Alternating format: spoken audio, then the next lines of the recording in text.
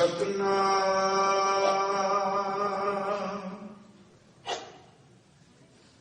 ਧੰਨ ਵਾਹਿਗੁਰੂ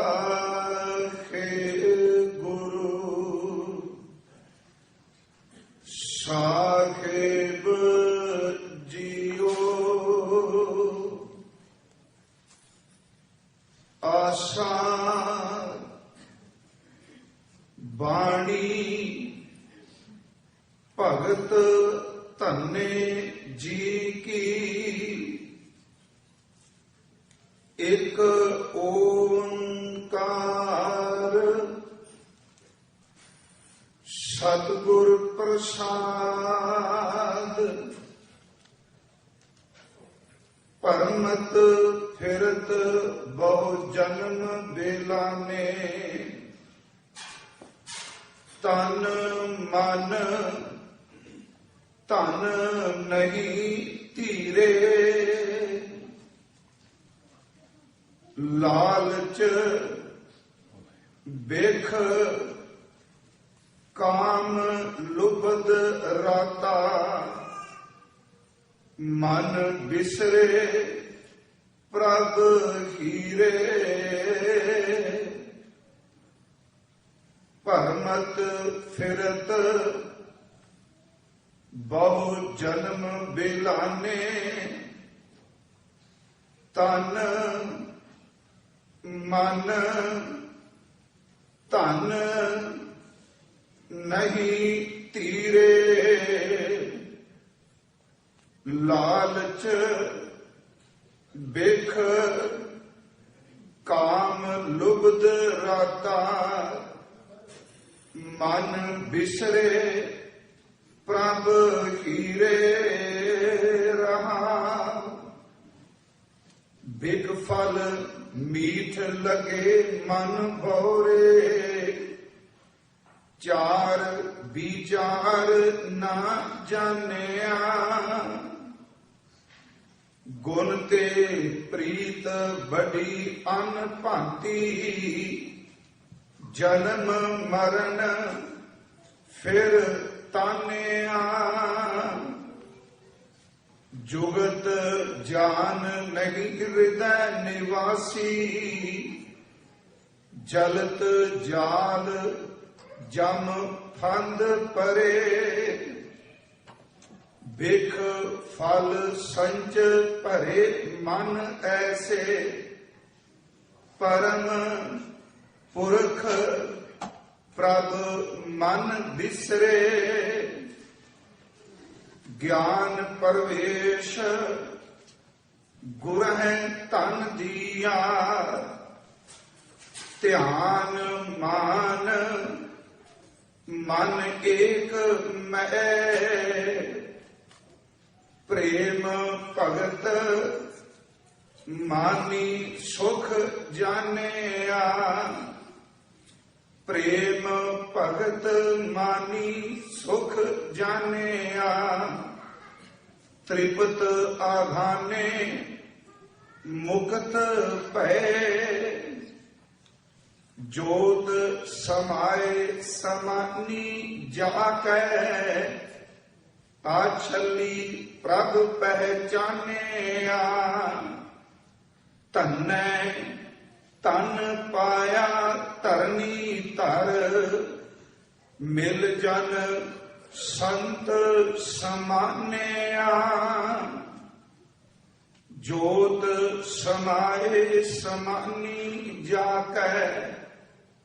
ਅਛਲੀ ਪ੍ਰਭ ਪਹਿਚਾਨਿਆ, ਧੰਨੈ ਤਨ ਪਾਇਆ ਧਰਨੀ ਧਰ। ਮਿਲ ਜਨ ਸੰਤ ਸਮਾਨਿਆ। ਵਾਹਿਗੁਰੂ ਜੀ ਕਾ ਖਾਲਸਾ, ਵਾਹਿਗੁਰੂ ਜੀ ਕੀ ਫਤਿਹ। ਪਰਮ ਸਨਮਾਨਯੋਗ ਚਵਰ ਛਤਰ ਤਖਤ ਦੇ ਮਾਲਿਕ ਸਾਹਿਬ ਸ੍ਰੀ ਗੁਰੂ ਗ੍ਰੰਥ ਸਾਹਿਬ ਸੱਚੇ ਪਾਤਸ਼ਾਹ ਜੀ ਦੀ ਪਾਵਨ ਪਵਿੱਤਰ ਖਾਜ਼ੂਰੀ ਅੰਦਰ ਸੰਧਿਆ ਵੇਲੇ ਦੇ ਇਸ ਗੁਰਮਤ ਦੀਵਾਨ ਦੀ ਆਪ ਜੀ ਨੇ ਹਾਜ਼ਰੀ ਭਰੀ ਹੈ। ਤਕਰੀਬਨ ਹਰ ਸਾਲ ਉਸ ਮਾਲਕ ਦੀ ਬਖਸ਼ਿਸ਼ ਦਾ ਸਦਕਾ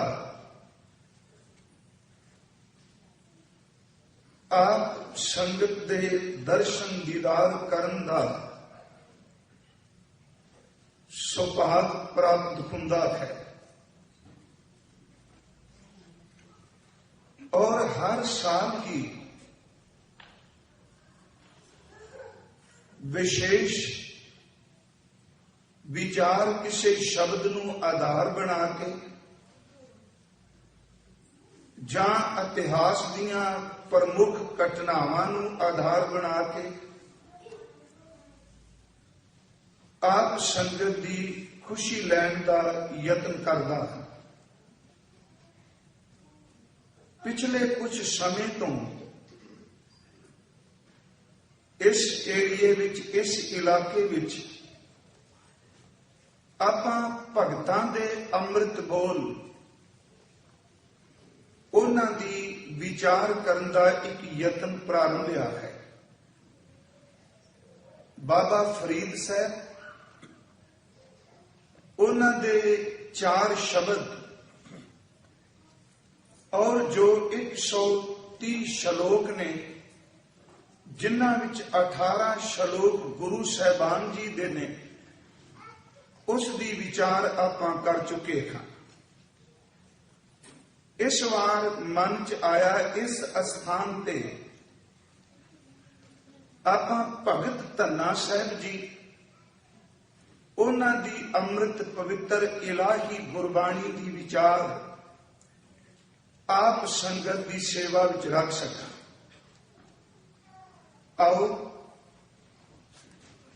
ਭਗਤ ਧੰਨਾ ਜੀ ਦੀ ਰਚਨਾ ਤੋਂ ਉਚਾਰਨ ਕੀਤਾ ਹੋਇਆ ਪਵਿੱਤਰ ਸ਼ਬਦ ਜੋ ਰਾਗ ਆਸਾ ਦੇ ਅੰਦਰ ਦਰਜ ਹੈ, ਇਸ ਦਾ ਪਾਠ ਆਪਾਂ ਸਰਵਣ ਕੀਤਾ ਹੈ। ਇਸ ਸ਼ਬਦ ਨੂੰ ਯਤਨ ਕਰਾਂਗਾ ਕਿ 1 ਹਫ਼ਤੇ ਵਿੱਚ ਮੁਕੰਮਲ ਹੋ ਸਕੇ।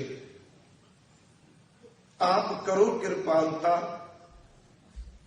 ਅੱਜ ਇਸ ਲੜੀ ਦੀ ਪ੍ਰਾਰੰਭਤਾ ਵੇਲੇ ਜਿਤਨੇ ਗੁਰੂ ਚਰਨਾਂ ਵਿੱਚ ਹਾਜ਼ਰ ਹੋਏ ਹੋ, ਉਪਸਥਿਤ ਹੋਏ ਹੋ, ਆਪਣੇ ਅੰਦਰ ਨੂੰ ਸਾਰੇ ਆਪਾਂ ਟਿਕਾਣ ਦਾ ਯਤਨ ਕਰੀਏ। ਧੰਨ ਗੁਰੂ ਗ੍ਰੰਥ ਸਾਹਿਬ ਕਿਰਪਾ ਕਰਨ, ਆਪਣੇ ਸ਼ਬਦ ਦੀ ਕਲਾ ਵਰਤਾ ਕੇ ਆਪ ਹੀ ਰਸ ਬਖਸ਼ ਕੇ ਵਿਚਾਰ ਕਰਾ ਲੈਣ। ਬਖਸ਼ੋ ਆਸੀਸ और उच्चारण करो जी सतनाम श्री वाहे गुरु जी। करो बख्शिश, फिर उच्चारण करो जी सतनाम श्री वाहे गुरु जी। सतगुरु गुरु ग्रंथ साहिब जी की पवित्र गुरबाणी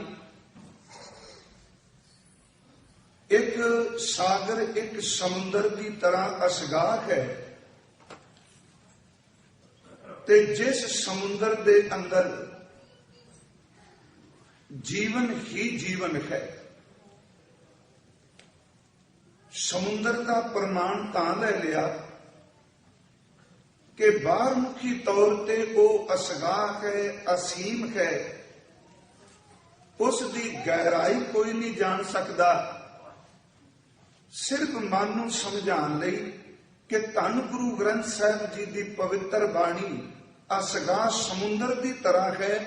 जितनी किसी को समझ पई वो बयान कर सकता है, वो लिख सकता है, पर मुकम्मल तौर ते इस सच्ची सरकार दे पवित्र बचन दे सिद्धांत का कोई था नहीं पा सकता, कोई अंत नहीं। इसे पवित्र बाणी विच जिथे असी गुरु साहिबाना दे अमोलक बचन पढ़ने हैं, उथे भगत साहिबान जिहड़े हिंदुस्तान दे वख-वख इलाकियां विच रहिंदे ने, पर वख-वख इलाकियां विच रह के प्रभु लई वख-वख नाम और शब्दावली वरत के जिहड़े अंदर दी खेड़ है, अंदर दी बख्शीश है, अंदर दा खजाना है, वो सारियां दा इको है। हजूर ने इसे करके गुरु अर्जुन साहब जी ने गुरबाणी दे मुतलक ये बचन कहे कि भाई ये तां एक वो खजाना है जो साडे बजुर्गां ने, साडे वड्डे वडेरियां ने साडे ते तरस करके सानू बख्श दिता। भाई इस खजाने नू कोई खा लै, कोई खर्च लै, कोई वरत लै, इस खजाने दे विच कदी टोटा नहीं आया। हजूर दे वो पवित्र बचन, हम धनवंत भागत सच नाए, हर गुण गावे सहज सुभाए, प्यू दादे का खोल डिठा खजाना, ता मेरा मन भया निदाना, रतन लाल जाका कछु न मोल, भरे भंडार अखूट अतोल। इस खजाने की कीमत संसार दे किसे पदार्थ नाल, दृष्टमान दी किसे प्रकार दी दौलत नाल नहीं पाई जा सकती। रतन लाल जाका कछु न मोल, भरे भंडार अखूट अतोल, खावे खर्चा रल मिल भाई, तोट ना आवे वध हो जाए। हुण खजाना है, इनू कोई खा लै, इनू कोई खर्च लै, साहब कहते ने ना ये खर्चिया घटदा ते ना ये खाद्या घटदा। आम तौर ते कोई आदमी आप कोई चीज कमाए, धन कमाए, कोई वस्तु बनाए, पर आपां कहने खादियां बैठियां खावांगे, बैठियां खर्चांगे, ते बैठियां खांदियां तां खूह भी खाली हो जांदे। पर महाराज कहते ने गुरबाणी का एक खजाना ऐसा है कि जिन्ना भी इनू कोई खर्चदा है ते जिन्ना भी खांदा है, जिथे खर्चदा है, जिथे खांदा उथे वाधा है। इहदा भाव अर्थ की है कि जिथे खाए, जिथे खर्चे, कोई खावे। देखो आप जी इथे प्रदेश विच आए, अज टिकाणा बन गया, पर धन गुरु ग्रंथ साहिब जी का पवित्र खजाना अपने नाल लैके आए। एक असी गुरु घरां विच बैठ के बाणी पढ़ने आ, सुनने आ, कीर्तन करने आ, विचार करने आ। यह भी खजाना जिहड़ा संगत विच कोई नवा प्राणी आउंदा है, वो जदों जपन लगदा है, बाणी पढ़न लगदा है, ये खजाना वाधा है।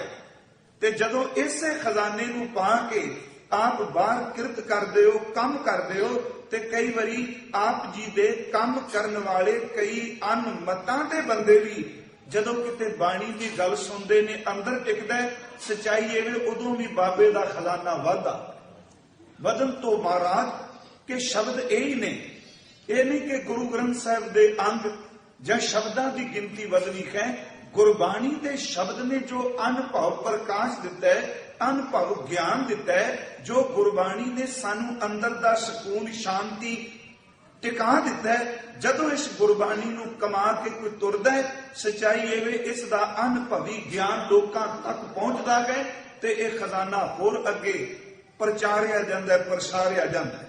खैर इसे खजाने विचों भगत धन्ना साहिब जी उन्हां दे असी बचन लए।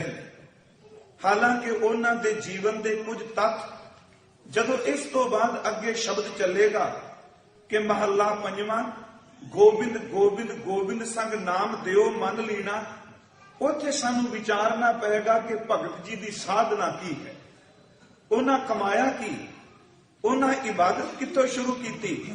सीधी जी गल की पत्थर की पूजा विचों भगवान प्रगट होया, यह सानू उस शब्द नाल विचार करनी पएगी। जदों यह तोक आएगी, ये बिद सुन के जाट रो उठ भगती लागा, मिले प्रताप गुसाइयां धन्ना वडभागा। पर अज सिर्फ असी इस शब्द नूं आधार बनाया।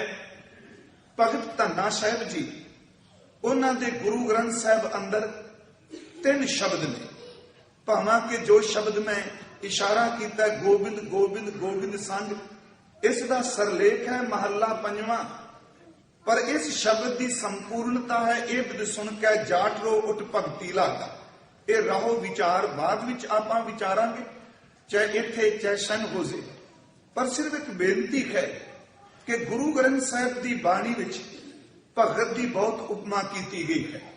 संत भगत गुरमुख, पर महाराज जी ने 15 भगतां दा सरलेख भगत दिता है। जिवें अज हजूर ने कहा भगत धन्ने जी की, शब्द जी की ते पहला भगत। इस दुनिया विच बहुत उच्चे रुतबे ने, हर मुल्क दे विच कोई ना कोई रुतबा बहुत उच्चा है, जिस पदवी के बराबर होर कोई पदवी नहीं। किते PM है, किते प्रेजिडेंट है, किते मुल्क का राजा है, ते आपां कहने यह पदवी इस मुल्क विच सब तो उच्ची है। पर गुरु ग्रंथ साहिब की बाणी चो देखिए, विद्वान होना बड़ी चंगी गल है। पंडित का रुतबा बहुत उच्चा है। पंडित का अर्थ इत्थे विद्वान कराना। पंडित का रुतबा बहुत उच्चा है, उहदे कोल सियाणप विद्वता है। जिथे वो जांदा है लोग उसकी विद्वता दे कायल हुंदे। किसे धर्म का भी विद्वान होवे, उहदे कोल शब्दां दा जाल है। दूसरा, एक सूरमा वो बड़ा सत्कारिया जांदा है, उस दियां बाहां विच बल है। ते सूरमा किते भी चला जाए, बाहुबली दे सामने सारे लोग झुक जांदे ने। सूरमे का भी बहुत मान किया जाता है। तीसरी बेनती कि वो राजे जिन्हां दे सिर ऊपर छत्र झुलदा है, उन्हां दा सन्मान भी बहुत है। गुरु ग्रंथ साहिब की बाणी नूं पढ़न वाले गुरसिखो, पंडित सत्कार योग है, विद्वान।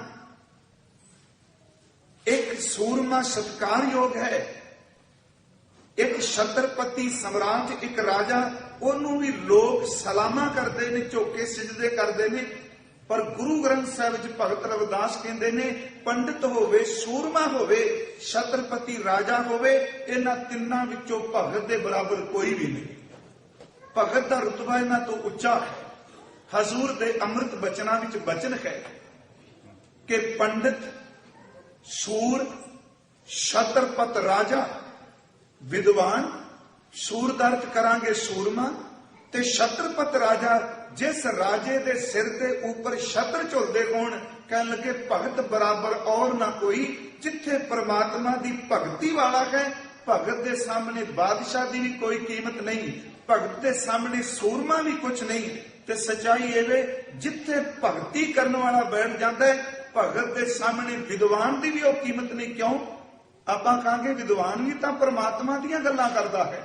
बस थोड़ा जिहा अंतर जे, विद्वान परमात्मा दियां गल्लां करदा है, भगत परमात्मा नाल गल्लां करदा।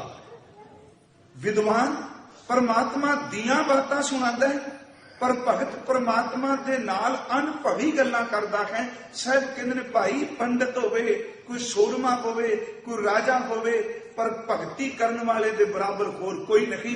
भगत सब तो उच्चा। आओ उसी बाणी विचों एक दो प्रमाण, क्योंकि अज शुरुआत है, लड़ी का थोड़ा जिहा बेस भूमिका मैं बनानी चाहना, क्योंकि उस महापुरख नूं असीं अज याद कर लगे हैं। ठीक है, सहज पाठ करने, अखंड पाठ साहिब करने, साखियां गुणीवियां चुणवियां ने साडे कोल भगतां दियां कि भगत धन्ना जी ने आ कीता।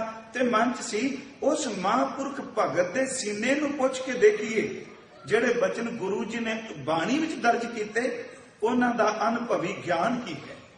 अजे शब्द की विचार वाल नहीं मैं आया। बाणी विच भगत बराबर होर कोई नहीं। गुरु अर्जन साहिब का एक बचन है कि दुनिया दीयां सहूलतां होणियां कुछ होर चीज ने, पर सहूलत वेख के यह नहीं अंदाजा लगाया जा सकता है बंदा बहुत उच्चा पहुंचा। एक बंदा उच्चे महल विच रहिंदा है ते भगती करने वाला एक मिट्टी की निक्की जी झोंपड़ी विच रहिंदा है, कखां की झोंपड़ी च रहिंदा है। एक सहूलतां वाले कोल गड्डियां ने, मोटरां ने, हो सकता है भगती करने वाले दे पैरां विच पाउण वास्ते जोड़ा भी ना होवे। एक आम बंदा, उस कोल इन्ने वस्त्र ने कि रोज अपने तन दे वस्त्र बदलदा है। ते भगती करने वाले कोल हो सकदा 2 कपड़े होण, 2 तन दे वस्त्र होण, एक पाया एक धो लिया, ਤੇ ਕੀ ਬਾਹਰ ਦੀਆਂ ਸਹੂਲਤਾਂ ਦੇਖ ਕੇ ਕਹਾਂਗੇ ਇਸ ਬੰਦੇ ਕੋਲ ਸਹੂਲਤ ਹੈ ਬਹੁਤ ਉੱਚਾ। ਗੁਰੂ ਅਰਜਨ ਸਾਹਿਬ ਕਹਿੰਦੇ ਨੇ ਇਸ ਮਨ ਨੂੰ, ਇਸ ਭਰਮ ਨੂੰ ਮਨ ਵਿੱਚੋਂ ਕੱਢ ਦਈਏ। ਭਗਤੀ ਦਾ ਸੰਬੰਧ ਸਹੂਲਤਾਂ ਨਾਲ ਨਹੀਂ। ਜੇ ਅਸੀਂ ਭਗਤ ਰਵਿਦਾਸ ਸਾਹਿਬ ਜੀ ਬਾਰੇ ਪੜ੍ਹਨੇ ਆ, ਉਹਨਾਂ ਬਾਰੇ ਤਾਂ ਹਜ਼ੂਰ ਨੇ ਕਿਹਾ ਕਿ ਰਸਤੇ ਵਿੱਚ ਬੈਠੇ ਨੇ, ਸ਼ਬਦ ਰਸਤਾ ਹੀ ਵਰਤੇ ਹੈ, ਰਾਹ ਵਿੱਚ ਬੈਠੇ ਲੋਕਾਂ ਦੇ ਜੋੜੇ ਗੰਢਦੇ ਨੇ। ਉਹਨਾਂ ਦੇ ਬਜ਼ੁਰਗ, ਉਹਨਾਂ ਦੇ ਦਾਦੇ, ਉਹਨਾਂ ਦੇ ਪੜਦਾਦੇ, ਉਹਨਾਂ ਦੀ ਕੁੱਲ, ਉਹਨਾਂ ਦਾ ਕੁੱਲ ਧਰਮੀ ਇਹ ਵੇ ਕਿ ਮਰੇ ਕੋਈ ਪਸ਼ੂਆਂ ਨੂੰ ਢੋਣਾ ਤੇ ਤਨ ਦੇ ਕੱਪੜਿਆਂ ਕੋਲੋਂ ਚਮੜੇ ਦੀ ਬੋ ਹੁੰਦੀ ਏ। ਪਰ ਭਗਤ ਸਾਹਿਬ ਜੀ ਦੇ ਬਾਰੇ ਭਾਈ ਗੁਰਦਾਸ ਸਾਹਿਬ ਕਹਿੰਦੇ ਨੇ ਨਹੀਂ ਭਾਈ, ਉਹਨਾਂ ਦੇ ਚਮੜੇ, ਉਹਨਾਂ ਦੇ ਸਰੀਰ, ਉਹਨਾਂ ਦੇ ਕੱਪੜਿਆਂ ਨੂੰ ਦੇਖ ਕੇ ਮਤ ਕੋਈ ਭਰਮ ਜਾਇਓ। ਚੇਤੇ ਰੱਖੋ ਕੀਮਤੀ ਹੀਰਾ ਪਾਟੇ ਕੱਪੜਿਆਂ 'ਚ ਲਪੇਟੇ ਤਾਂ ਕੀ ਹੋਇਆ? ਕੱਪੜੇ ਲੀੜੇ ਲੱਤੇ ਮਾੜੇ ਨੇ, ਚੀਥੜੇ ਪੁਰਾਣੇ ਨੇ, ਪਰ ਹੀਰਾ ਚੀਥੜਿਆਂ ਵਿੱਚ ਕੱਪੜਿਆਂ ਵਿੱਚ ਲਪੇਟਿਆ ਤੇ ਉਹਦੀ ਕੀਮਤ ਨਹੀਂ ਘਟ ਜਾਂਦੀ। ਕੀਮਤ ਹੈ ਅੰਦਰ ਦੀ। ਸਾਹਿਬ ਨੇ ਅੰਮ੍ਰਿਤ ਬੋਲ ਕੇ ਭਾਈ ਸਾਹਿਬ ਨੇ ਤੇ ਬਚਨ ਹੈ ਭਗਤ ਭਗਤ ਜਗ ਵੱਜਿਆ ਚੌ ਚੱਕਾਂ ਦੇ ਵਿੱਚ ਚਮਰੇਟਾ। ਚਾਰੇ ਚੱਕਾਂ ਵਿੱਚ ਭਗਤ ਭਗਤ ਜਗ ਵੱਜਿਆ ਚੌ ਚੱਕਾਂ ਦੇ ਵਿੱਚ ਚਮਰੇਟਾ। ਪਾਣਾ ਗੰਢੈ ਰਾਹ ਵਿੱਚ, ਰਸਤੇ ਵਿੱਚ ਲੋਕਾਂ ਦੇ ਜੋੜੇ ਗੰਢਦੇ ਨੇ। ਪਾਣਾ ਮੀਨਸ ਜੁੱਤੀਆਂ। ਪਾਣਾ ਗੰਢੈ ਰਾਹ ਵਿੱਚ ਕੁੱਲਾਂ ਧਰਮ ਟੋਏ ਢੋਰ ਸਮੇਟਾ। ਉਹਨਾਂ ਦੀ ਕੁੱਲ ਦਾ ਧਰਮ ਸੀ ਕਿ ਜੰਮਦੇ ਬੱਚੇ ਨੂੰ ਵਰਨ ਵੰਡ ਉੱਥੇ ਪੜ੍ਹਨ ਨਹੀਂ ਸੀ ਦਿੰਦੀ ਹੁੰਦੀ। ਇਹ ਮੈਂ ਕੁੱਲਾ ਧਰਮ ਤਾਂ ਸ਼ਬਦ ਵਰਤੇ ਹੈ ਕਿ ਧਰਮ ਤਾਂ ਦੁਨੀਆ ਵਿੱਚ ਕੇਵਲ ਇੱਕੋ ਵੇ ਕਿ ਹਰ ਕੋ ਨਾਮ ਜਪ ਨਿਰਮਲ ਕਰ। ਪਰ ਕੁੱਲਾ ਧਰਮ ਦਾ ਅਰਥ ਹੈ ਕਿ ਉਸ ਵੇਲੇ ਦੀ ਵਰਨ ਵੰਡ, ਜੇ ਇੱਕ ਚਮੜੇ ਦਾ ਕੰਮ ਕਰਨ ਵਾਲੇ ਦੇ ਘਰ ਪੁੱਤਰ ਪੈਦਾ ਹੋ ਗਿਆ, ਉਹਨੇ ਮੰਤਰੀ ਨਹੀਂ ਬਣਨਾ, ਉਹਨੇ ਵਜ਼ੀਰ ਨਹੀਂ ਬਣਨਾ। ਉਸ ਵੇਲੇ ਉਹਨੂੰ ਕੋਈ ਹੱਕ ਨਹੀਂ ਕਿ ਉਹਦਾ ਸਨਮਾਨ ਸਮਾਜ ਵਿੱਚ ਹੋਵੇ। ਜੇ ਬਾਪ ਚਮੜੇ ਦਾ ਕੰਮ ਕਰਦਾ ਹੈ, ਜਿੱਦਣ ਪੁੱਤਰ ਸੁਰਤ ਸੰਭਾਲਦਾ ਹੈ ਤੇ ਬਾਪ ਪੁੱਤਰ ਨੂੰ ਵੀ ਜਦੋਂ ਪਸ਼ੂਆਂ ਦੀ ਖੱਲ ਲਾਂਦਾ ਹੈ, ਚਮੜਾ ਲਾਂਦਾ ਹੈ, ਉਦੋਂ ਬੱਚੇ ਨੂੰ ਵੀ ਕਹਿੰਦਾ ਲੈ ਬੱਚਿਆ ਆਪਣੀ ਕੁੱਲ ਦਾ ਧਰਮ ਇਹੀ, ਆਪਾਂ ਮਰੇ ਕੋਈ ਪਸ਼ੂ ਹੀ ਲੋਕਾਂ ਘਰਾਂ ਵਿੱਚੋਂ ਚੁੱਕਣੇ, ਲੋਕਾਂ ਦੇ ਘਰਾਂ ਚੋਂ ਉਠਾਣੇ। ਭਗਤ ਸਾਹਿਬ ਦੇ ਬਾਰੇ ਕਿਹਾ ਕਿ ਪਾਣਾ ਗੰਢੈ ਰਾਹ ਵਿੱਚ ਕੁੱਲਾ ਧਰਮ ਟੋਏ ਢੋਰ ਸਮੇਟਾ। ਜੌਂਕਰ ਮੈਲੇ ਚੀਥੜੇ ਹੀਰਾ ਲਾਲ ਅਮੋਲ ਪਲੇਟਾ। ਕੀਮਤੀ ਹੀਰਾ ਪੁਰਾਣੇ ਕੱਪੜਿਆਂ ਵਿੱਚ ਲਪੇਟਿਆ। ਪੁਰਾਣੇ ਕੱਪੜੇ ਕਿਉਂ ਸ਼ਬਦ ਵਰਤਿਆ? ਕਿਉਂਕਿ ਉਹਨਾਂ ਦੇ ਤਨ ਦੇ ਵਸਤਰ ਕੋਈ ਕਢਾਈ ਵਾਲੇ ਨਹੀਂ, ਖਿਮਾ ਕਰਿਓ, ਉਹਨਾਂ ਦੇ ਤਨ ਦੇ ਵਸਤਰਾਂ ਉੱਪਰ ਕੋਈ ਸੈਂਟ ਨਹੀਂ ਲਾਇਆ ਵੀ ਜਿਵੇਂ ਕੋਈ ਸੰਤ ਆ ਰਿਹਾ ਹੈ, ਅਤਰ ਫੁਲੇਲਾਂ ਦੀ ਮਹਿਕ ਆਵੇ। ਕਿਰਤ ਕਰਨ ਵਾਲਾ ਬੰਦਾ, ਉਹਦੇ ਸਰੀਰ ਤੇ ਪਾਏ ਹੋਏ ਕੱਪੜੇ, ਉਹਨਾਂ ਵਿੱਚ ਚਮੜੇ ਦੀ ਬਦਬੂ ਹੈ। ਕਹਿੰਦੇ ਨੇ ਇਹ ਮੈਲੇ ਚੀਥੜੇ ਨੇ, ਪਰ ਇਹਨਾਂ ਚੀਥੜਿਆਂ ਦੇ ਅੰਦਰ ਜਿਹੜਾ ਬੈਠਾ ਰਵਿਦਾਸ ਹੈ, ਰਵਿਦਾਸ ਸਾਹਿਬ ਦੇ ਅੰਦਰ ਜਿਹੜਾ ਨਾਮ ਦਾ ਹੀਰਾ ਪ੍ਰਗਟ ਹੋ ਗਿਆ। ਹੁਣ ਇਸ ਚੀਜ਼ ਦਾ ਮੁਤਾਜ ਨਹੀਂ ਰਿਹਾ ਵੀ ਇਹਦੇ ਕੀਮਤੀ ਕੱਪੜੇ ਹੋਣੇ ਚਾਹੀਦੇ। ਜੌਂਕਰ ਮੈਲੇ ਚੀਥੜੇ ਹੀਰਾ ਲਾਲ ਅਮੋਲ ਪਲੇਟਾ। ਚੌਂ ਵਰਨਾ ਉਪਦੇਸ਼ ਦਾ ਗਿਆਨ ਧਿਆਨ ਕਰ ਭਗਤ ਸਿਖੇਟਾ।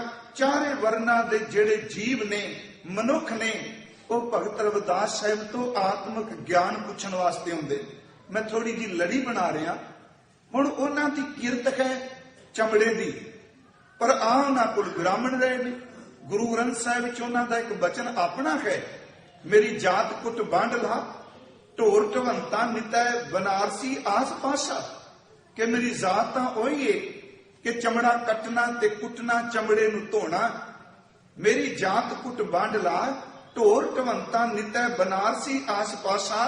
ਅਬ ਵਿਪਰ ਪ੍ਰਧਾਨ, ਜਿਹੜੇ ਪ੍ਰਧਾਨ ਪੰਡਤ ਨੇ, ਆਮ ਪੰਡਤ ਨਹੀਂ, ਵਿਦਵਾਨ ਪੰਡਤ, ਮਹਾਨ ਪੰਡਤ, ਅਬ ਵਿਪਰ ਪ੍ਰਧਾਨ ਤੈ ਕਰੇ ਡੰਡੌਤ। ਉਹਦੇ ਸਾਹਮਣੇ ਆ ਕੇ ਮੱਥੇ ਪਰ ਟੇਕਦੇ ਨੇ। ਜਿਹਨੂੰ ਹਾਕੀ ਨਹੀਂ ਭਗਤੀ ਕਰਨ ਦਾ ਵਰਨ ਵੰਡ ਮੁਤਾਬਕ, ਉਹਦੇ ਸਾਹਮਣੇ ਵਿਦਵਾਨ ਪੰਡਤ ਮੱਥੇ ਟੇਕਦੇ ਨੇ।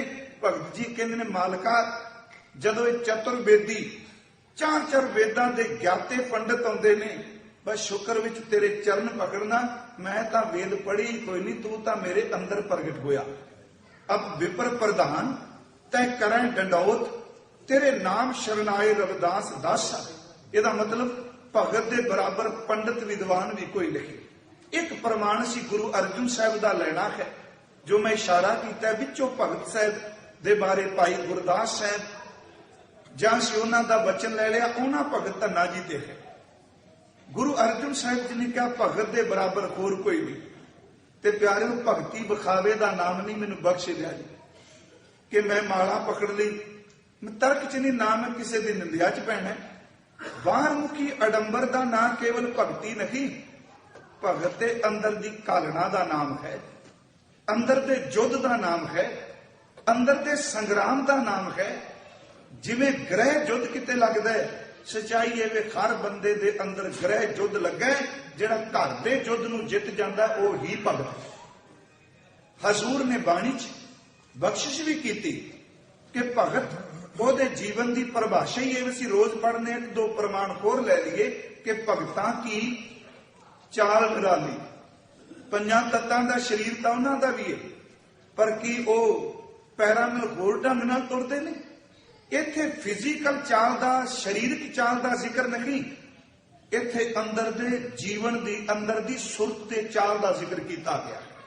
ਭਗਤਾਂ ਕੀ ਚਾਲ ਨਿਰਾਲੀ, ਚਾਲਾਂ ਨਿਰਾਲੀ ਭਗਤਾਂ ਕੇਰੀ ਵਿਖਮ ਮਾਰਗ ਚਲਣਾ, ਲਬ ਲੋਭ ਅਹੰਕਾਰ ਤਜ ਤ੍ਰਿਸ਼ਨਾ ਬਹੁਤ ਨਹੀਂ, ਬੋਲਣਾ ਆ ਚਾਲੇ।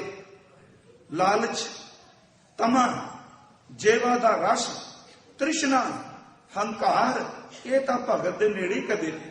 ਲਬ ਲੋਭ ਅਹੰਕਾਰ ਤਜ ਤ੍ਰਿਸ਼ਨਾ ਬਹੁਤ ਨਹੀਂ, ਬੋਲਣਾ ਖੰਨਿਓ ਤਿੱਖੀ, ਵਾਲੋ ਨਿੱਕੀ ਏਤ ਮਾਰਗ ਜਾਣਾ, ਗੁਰ ਪ੍ਰਸਾਦੀ ਜਿਨੇ ਆਪ ਤਜਿਆ ਹਰ ਵਾਸਨਾ ਸਮਾਹੀ। ਜਿਨ੍ਹਾਂ ਨੇ ਆਪਣੀ ਹੋਂਦ ਛੱਡ ਦਿੱਤੀ, ਆਪਣੀ ਮੈਂ ਨੂੰ ਤਿਆਗ ਦਿੱਤਾ, ਉਹ ਭਗਤ ਹੈ। ਸਿਰਫ ਇਹ ਗੁਰੂ ਅਰਜਨ ਸਾਹਿਬ ਦੀ ਪੌੜੀ, ਭਾਵੇਂ ਮੈਨੂੰ ਗਿਆਤ ਹੈ ਕਿ ਵਿਚਾਰ ਵਿੱਚ ਬਹੁਤ ਵਾਰੀ ਸੰਗਤ ਨਾਲ ਇਹ ਪੌੜੀ ਸਾਂਝੀ ਕੀਤੀ। ਸ਼ੁਰੂਆਤ ਇਹ ਸੀ ਭਾਈ ਭਗਤ ਦੇ ਬਰਾਬਰ ਕੋਈ ਨਹੀਂ ਦੁਨੀਆ ਦਾ ਰੁਤਬਾ, ਤੇ ਜਿਸ ਉੱਪਰ ਪ੍ਰਮਾਤਮਾ ਤੁੱਛਦਾ ਹੈ ਉਹਨੂੰ ਫਿਰ ਆਪਣੇ ਭਗਤੀ ਦੇ ਭੰਡਾਰੇ, ਭਗਤੀ ਦੇ ਖਜ਼ਾਨੇ ਬਖਸ਼ਦਾ ਹੈ।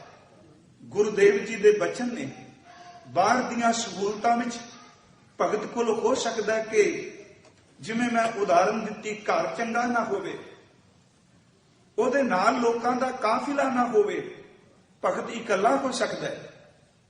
ਹੋ ਸਕਦਾ ਭਗਤੀ ਕਰਨ ਵਾਲੇ ਦਾ ਪਰਿਵਾਰ ਵੀ, ਸੰਸਾਰ ਵੀ, ਸਮਾਜ ਵੀ, ਮਿੱਤਰ ਸੱਜਣ ਵੀ ਵਿਰੋਧੀ ਹੋ ਜਾਣ। ਮਹਾਰਾਜ ਕਹਿੰਦੇ ਨੇ ਗੱਲਾਂ ਭਗਤ ਉੱਤੇ ਕੋਈ ਅਸਰ ਨਹੀਂ ਰੱਖਦੀਆਂ, ਪਰ ਜਿਸ ਦਿਨ ਪਰਮਾਤਮਾ ਦੇ ਘਰ ਵਿੱਚ ਕੀਮਤ ਪੈਗੀ, ਇੱਕ ਧਰਤੀ ਦਾ ਰਾਜਾ ਉਹਦੇ ਸਾਹਮਣੇ ਕੀੜਾ ਹੋਵੇਗਾ, ਇੱਕ ਭਗਤੀ ਕਰਨ ਵਾਲਾ ਸਾਰੀ ਧਰਤੀ ਦਾ ਸਮਰਾਟ ਹੋਵੇਗਾ। ਭਗਤੀ ਦੇ ਬਰਾਬਰ ਤੁਲ ਕੁਛ ਨਹੀਂ। ਗੁਰੂ ਸਾਹਿਬ ਦੇ ਅੰਮ੍ਰਿਤ ਬੋਲ ਨੇ ਕਿ ਬਸਤਾ ਟੁੱਟੀ ਝੁੰਪੜੀ, ਚੀਰ ਸਭ ਛਿੰਨਾ, ਜਾਤ ਨਾ ਪਤ ਨਾ ਆਦਰੋ ਉਦਿਆਨ ਪਰਮੀਨਾ। ਕਿਉਂਕਿ ਅੰਦਰ ਦੀ ਖੰਗਤਾ ਜਿਹੜੀ ਹੈ ਨਾ, ਇਹ ਸਚਾਈ ਮੈਂ ਬੇਨਤੀ ਕਰ ਰਿਹਾ। ਹੰਕਾਰ ਦੀ ਆਪਣੀ ਖੁਰਾਕ ਹੈ। ਹੰਕਾਰ ਰੋਜ਼ ਖੁਰਾਕ ਖਾਂਦਾ ਹੈ, ਤੇ ਜਿੱਥੇ ਇਹਨੂੰ ਖੁਰਾਕ ਨਹੀਂ ਮਿਲਦੀ ਉੱਥੇ ਤੜਪਦਾ ਹੈ। ਜਿਵੇਂ ਰੋਟੀ ਨਾ ਮਿਲੇ ਤੇ ਭੁੱਖਾ ਬੰਦਾ ਵਿਲਕਦਾ ਹੈ, ਤੇ ਅੰਦਰ ਦੀ ਖੌਮੇ ਨੂੰ ਪੱਠੇ ਨਾ ਪੈਣ, ਹੰਕਾਰ ਨੂੰ ਖੁਰਾਕ ਨਾ ਮਿਲੇ ਵੀ ਤੜਪਦਾ। ਇਹਦੇ ਚ ਸ਼ਬਦ ਨਿਕਲਦੇ ਨੇ, ਮੇਰੀ ਕਦਰ ਨਾ ਇਹਨਾਂ ਜਾਣੀ, ਮੇਰਾ ਅਦਬ ਨਾ ਕੀਤਾ, ਮੈਨੂੰ ਇਹਨਾਂ ਕੀ ਜਾਣਿਆ, ਮੈਨੂੰ ਕਿਸੇ ਪੁੱਛੇ ਹੀ ਨਾ। ਸੱਚਾਈ ਇਹ ਵੀ ਜਿੰਨੀਆਂ ਵੀ ਗੱਲਾਂ ਨੇ, ਜੇ ਬਾਣੀ ਦੀ ਰੋਸ਼ਨੀ ਦੇਖੀਏ, ਮੁਕਤ ਹੋਣਾ ਇੱਕ ਗੱਲ ਵੱਖਰੀ ਹੈ, ਪਰ ਘੱਟੋ ਘੱਟੇ ਸਵੀਕਾਰ ਲੈਣਾ ਵੀ ਇਹ ਬਿਮਾਰੀ, ਇਹ ਖੁਰਾਕ ਹੈ। ਤੇ ਜਿਉਂ-ਜਿਉਂ ਬੰਦੇ ਨੂੰ ਮਿਲਦੀ ਏ ਪਿਆਰਿਓ ਵਡਿਆਈ ਦੀ ਤੇ ਖੁਰਾਕ ਹੀ ਇਹ ਕਿ ਮੇਰੀ ਰੋਟੀ ਖਾਣੀ ਵੀ ਬੰਦੇ ਨੂੰ ਭੁੱਲ ਜਾਂਦੀ ਹੈ। ਜਦੋਂ ਜਿੰਦਾਬਾਦ ਬੰਦੇ ਦੇ ਪਿੱਛੇ ਹੁੰਦੀ ਹੈ, ਸਚਾਈ ਇਹ ਵੇ ਲੀਡਰ ਬੰਦੇ 12-12 ਘੰਟੇ ਰੋਟੀ ਨਹੀਂ ਖਾਂਦੇ, ਕਿਉਂਕਿ ਇਹਦੇ ਵਿੱਚ ਸਵਾਦ ਹੀ ਇੰਨਾ ਹੈ ਕਿ ਤਾਂ ਮਰੇ ਹੋਏ ਨੂੰ ਕਿਤੇ ਕੋਈ ਕਹਿ ਦੇ ਤੇਰੀ ਜਿੰਦਾਬਾਦ ਖਿਮਾ ਕਰਿਓ ਵੀ ਉੱਠ ਕੇ ਬਹਿ ਜਾਏ। ਇਹ ਖੁਰਾਕ ਐਸੀ ਹੈ। ਭਗਤ ਨੇ ਇਸ ਖੁਰਾਕ ਨੂੰ ਛੱਡ ਦਿੱਤਾ, ਕੋਈ ਅਸਰ ਨਹੀਂ।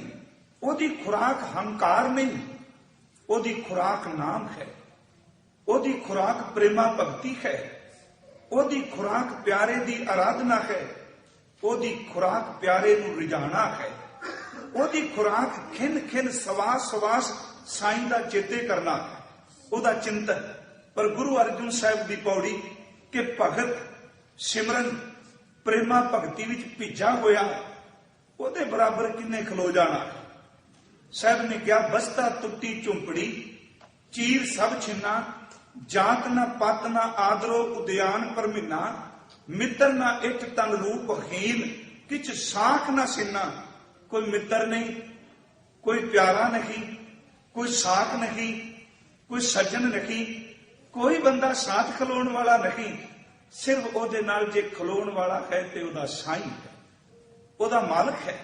कि साख ना सिन्ना, ते महाराज कहते राजा सगली सृष्टि का।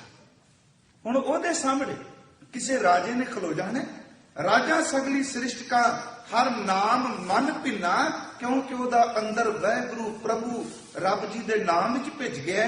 तन गुरु पंचम पातशाह कहते ने इन्ना उच्चा बन गया, तिस की धूड़ मन उदरै प्रभ होए सो प्रसन्ना। इहो जिहा प्रेमी भगत दे चरना दी धूड़ किते मिल जाए, एक बंदा बंधना तो मुक्त हो जाता है, ते दूजा प्रेमी भगत दे चरना दी धूड़ परमात्मा दी खुशी दवा देंदी है। इस करके असी इस वार भगत धन्ना जी दे शब्द चुने। भगत साहब का जन्म सन 1415 ਨੂੰ होया है। राजस्थान का इलाका टांक, पिंड इन्हां दा तुहान है। उन्होंने तुहान शब्द भी वरते ने, तुहान पिंड कहा जाता है जो प्रचलित है। वैसे अजकल उथे गुरुद्वारा साहब भी कायम किया जा रहा है, पर इन्ना कुछ लभण तो बाद एक बेनती करा, भगत जी दे माता पिता ते संतान संबंधी कोई जानकारी नहीं, कितों नहीं मिलता ना। ये तो धन गुरु अर्जुन साहब तो कुर्बान जाइए कि जिन्हां ने भगतां दे महापुरखां दे बचन दर्ज कर दिते बाणी विच, ते शायद दे इतिहासक तत्थ लभण जांदे ते सानू कुछ भी ना मिलता। भगत साहब 1415 ਨੂੰ इन्हां दा जन्म है। इस सरल जै सीधे सुभाव दे गृहस्थी ने, क्योंकि बाणी कह रही हो गृहस्थी ने घर की गेहन चंगी जन धन्ना देवै मंगी अगे आवे। बड़ा सरल सुभाव है। गुरु ग्रंथ साहिब विच एक बचन आउंदा है कि भगत धन्ना जी दे अंदर दा सुभाव जिहड़ा वो बालकां वाला सी। धन्नै सेविया बाल बुद्ध, गुरु अर्जुन साहब बाल बुद्ध। ये अगे विचारांगे, बाल बुद्ध एक बड़ा बड़ा अंदर दी अवस्था है। बाल बुद्ध निरशल किरदा, बाल बुद्ध निर्मल अंदर, बाल बुद्ध जिहदे अंदर कपट नहीं। बाल बुद्ध ए कि सवेरे जिहदे नाल अखां करदा पे शाम नूं ओहदी गोदी विच बैठ जांदा। बाल बुद्ध इस तरह, पानी ते लकीर खिंचो ते लकीर कदी नहीं रुकेगी। पत्थर ते लकीर खिंच के देखो, जिन्नी देर तक पत्थर रहिंदा लकीर खत्म नहीं हुंदी। सियाणे बंदियां दे अंदर किते लकीर पै जाए वैर दी, वो मरदे दम तक लकीर नहीं जे छड्डदे। पर बाल नूं कदी पुछ के देखो, दी लकीर पानी की तरह। सवेरे कहंदा मैं बोलना नहीं, अद्धे घंटे बाद उस मां की गोद विच बैठ जांदा। बाल बुद्ध एक अवस्था है। खैर, भगत साहब उन्हां नूं चेटक लगी है ब्राह्मण की पूजा करन तो। ये आने वाले दिनों च मैं अर्ज की, जिथे प्रकरण आना है उथे शब्द की व्याख्या की जाएगी। पर गुरमत अनुसार भगत धन्ना साहब जी उन्होंने परमात्मा नूं जपिया। परमात्मा लई अंदर की भावना चाहिए है, परमात्मा लई अंदर का निरशल ते निर्मल किरदा चाहिए। ते मेरा ख्याल है जिन्ना आम सरल किरदा परमात्मा नूं छेती पा जाता है, इन्ना तर्क करने वाला ज्ञानी नहीं जे पा सकता। यह सच्चाई है। गुरु ग्रंथ साहिब की बाणी विचों दो वचन, अजे शब्द की विचार नहीं आप शुरू की, सिर्फ बेस बनाने लई। महाराज जी ने कहा भगती का संबंध ना तो जात नाल है कि इस जात जन्म लो ते तां ही भगती होनी। भगती का संबंध किसी वखरे फिरके नाल भी नहीं। इस कुल च फिरके च पैदा हो ते तां भगती होगी। क्षमा करो, भगती का संबंध इलाके नाल भी नहीं कि जिहड़ा इस इलाके च जम्मेगा वही भगती कर सकता है। सरहदां साडियां ने, पर परमात्मा ने तो भगती की कोई हद नहीं बनाई। इलाके करके, जात करके ते रंग की भी मुथाज नहीं कि किसी का रंग इहो जिहा होवे, इहो जिहा शरीर होवे भगती करेगा। क्षमा करो, भगती का संबंध तंदुरुस्ती नाल भी नहीं कि जे बंदे किसी को कोढ़ का रोग पै गया वो भगती नहीं कर सकता, ना जात नाल, ना इलाके नाल, ना धन नाल, ना किसी दे रंग नाल। अगली गल जिहड़ी बेनती करनी है, ना भगती का संबंध दुनिया के चोखे बहुत ही उच्ची तलीम नाल है, भगती का संबंध अंदर की भावना नाल है। हो सकता है कि डिग्रियां वाला बेचारा कल्पदा होवे ते जिन्हें कदी कुछ पढ़िया भी नहीं वो अंदर के टिकाव विच बैठा हो। गुरु ग्रंथ साहिब विच एक वचन है कि जो प्राणी गोबिंद ध्यावै, तां मैं शब्द की व्याख्या की, जो ते कंडीशन कोई नहीं, जो ते कोई नहीं शर्त भी ये बंदा होवे। जो प्राणी गोबिंद ध्यावै, जेड़ा परमात्मा नूं ध्यावेगा, पढ़िया अनपढ़िया परम गत पावे, पढ़िया भावना बना ले वो भी परम गति नूं पाएगा।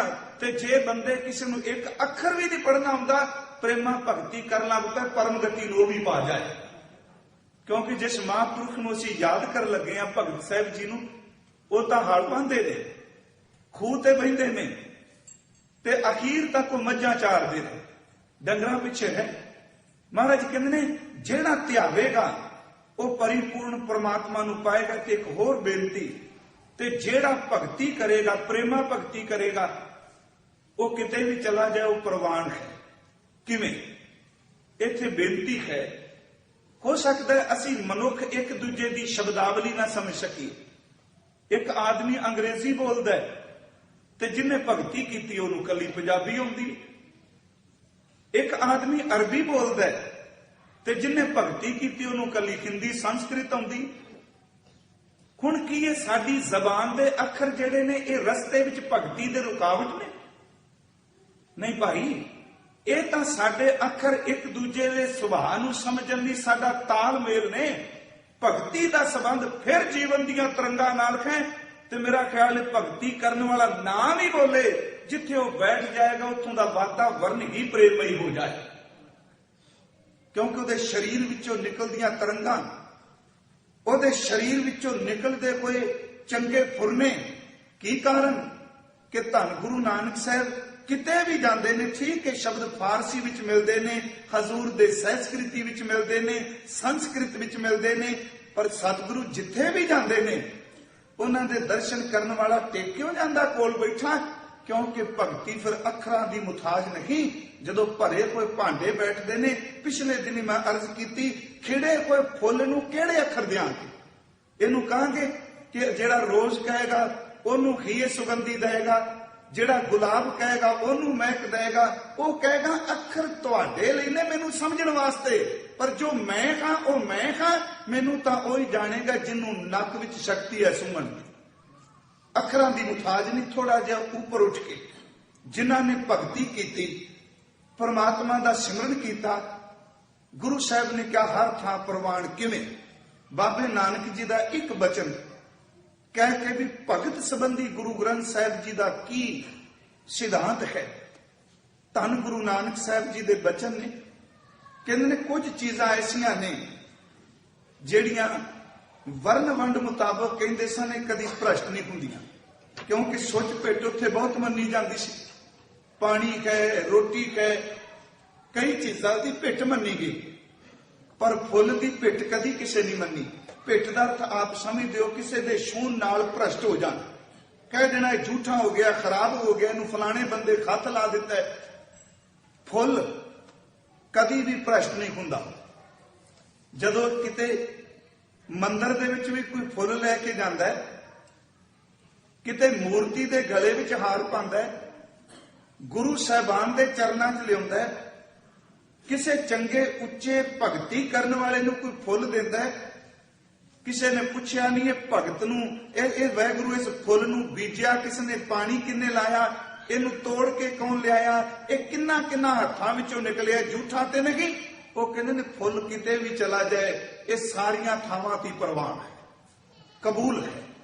केसर जमीन चों निकलदा है, पर भावें उहनूं जेड़ा मर्जी कढ के लियावे, कदी किसी ने केसर ते शक नहीं कीता। वो कहंदे ने केसर भी प्रवान है। आ सोना पांदे ने साडे लोग, सोना एदा रेट इक्को ही है।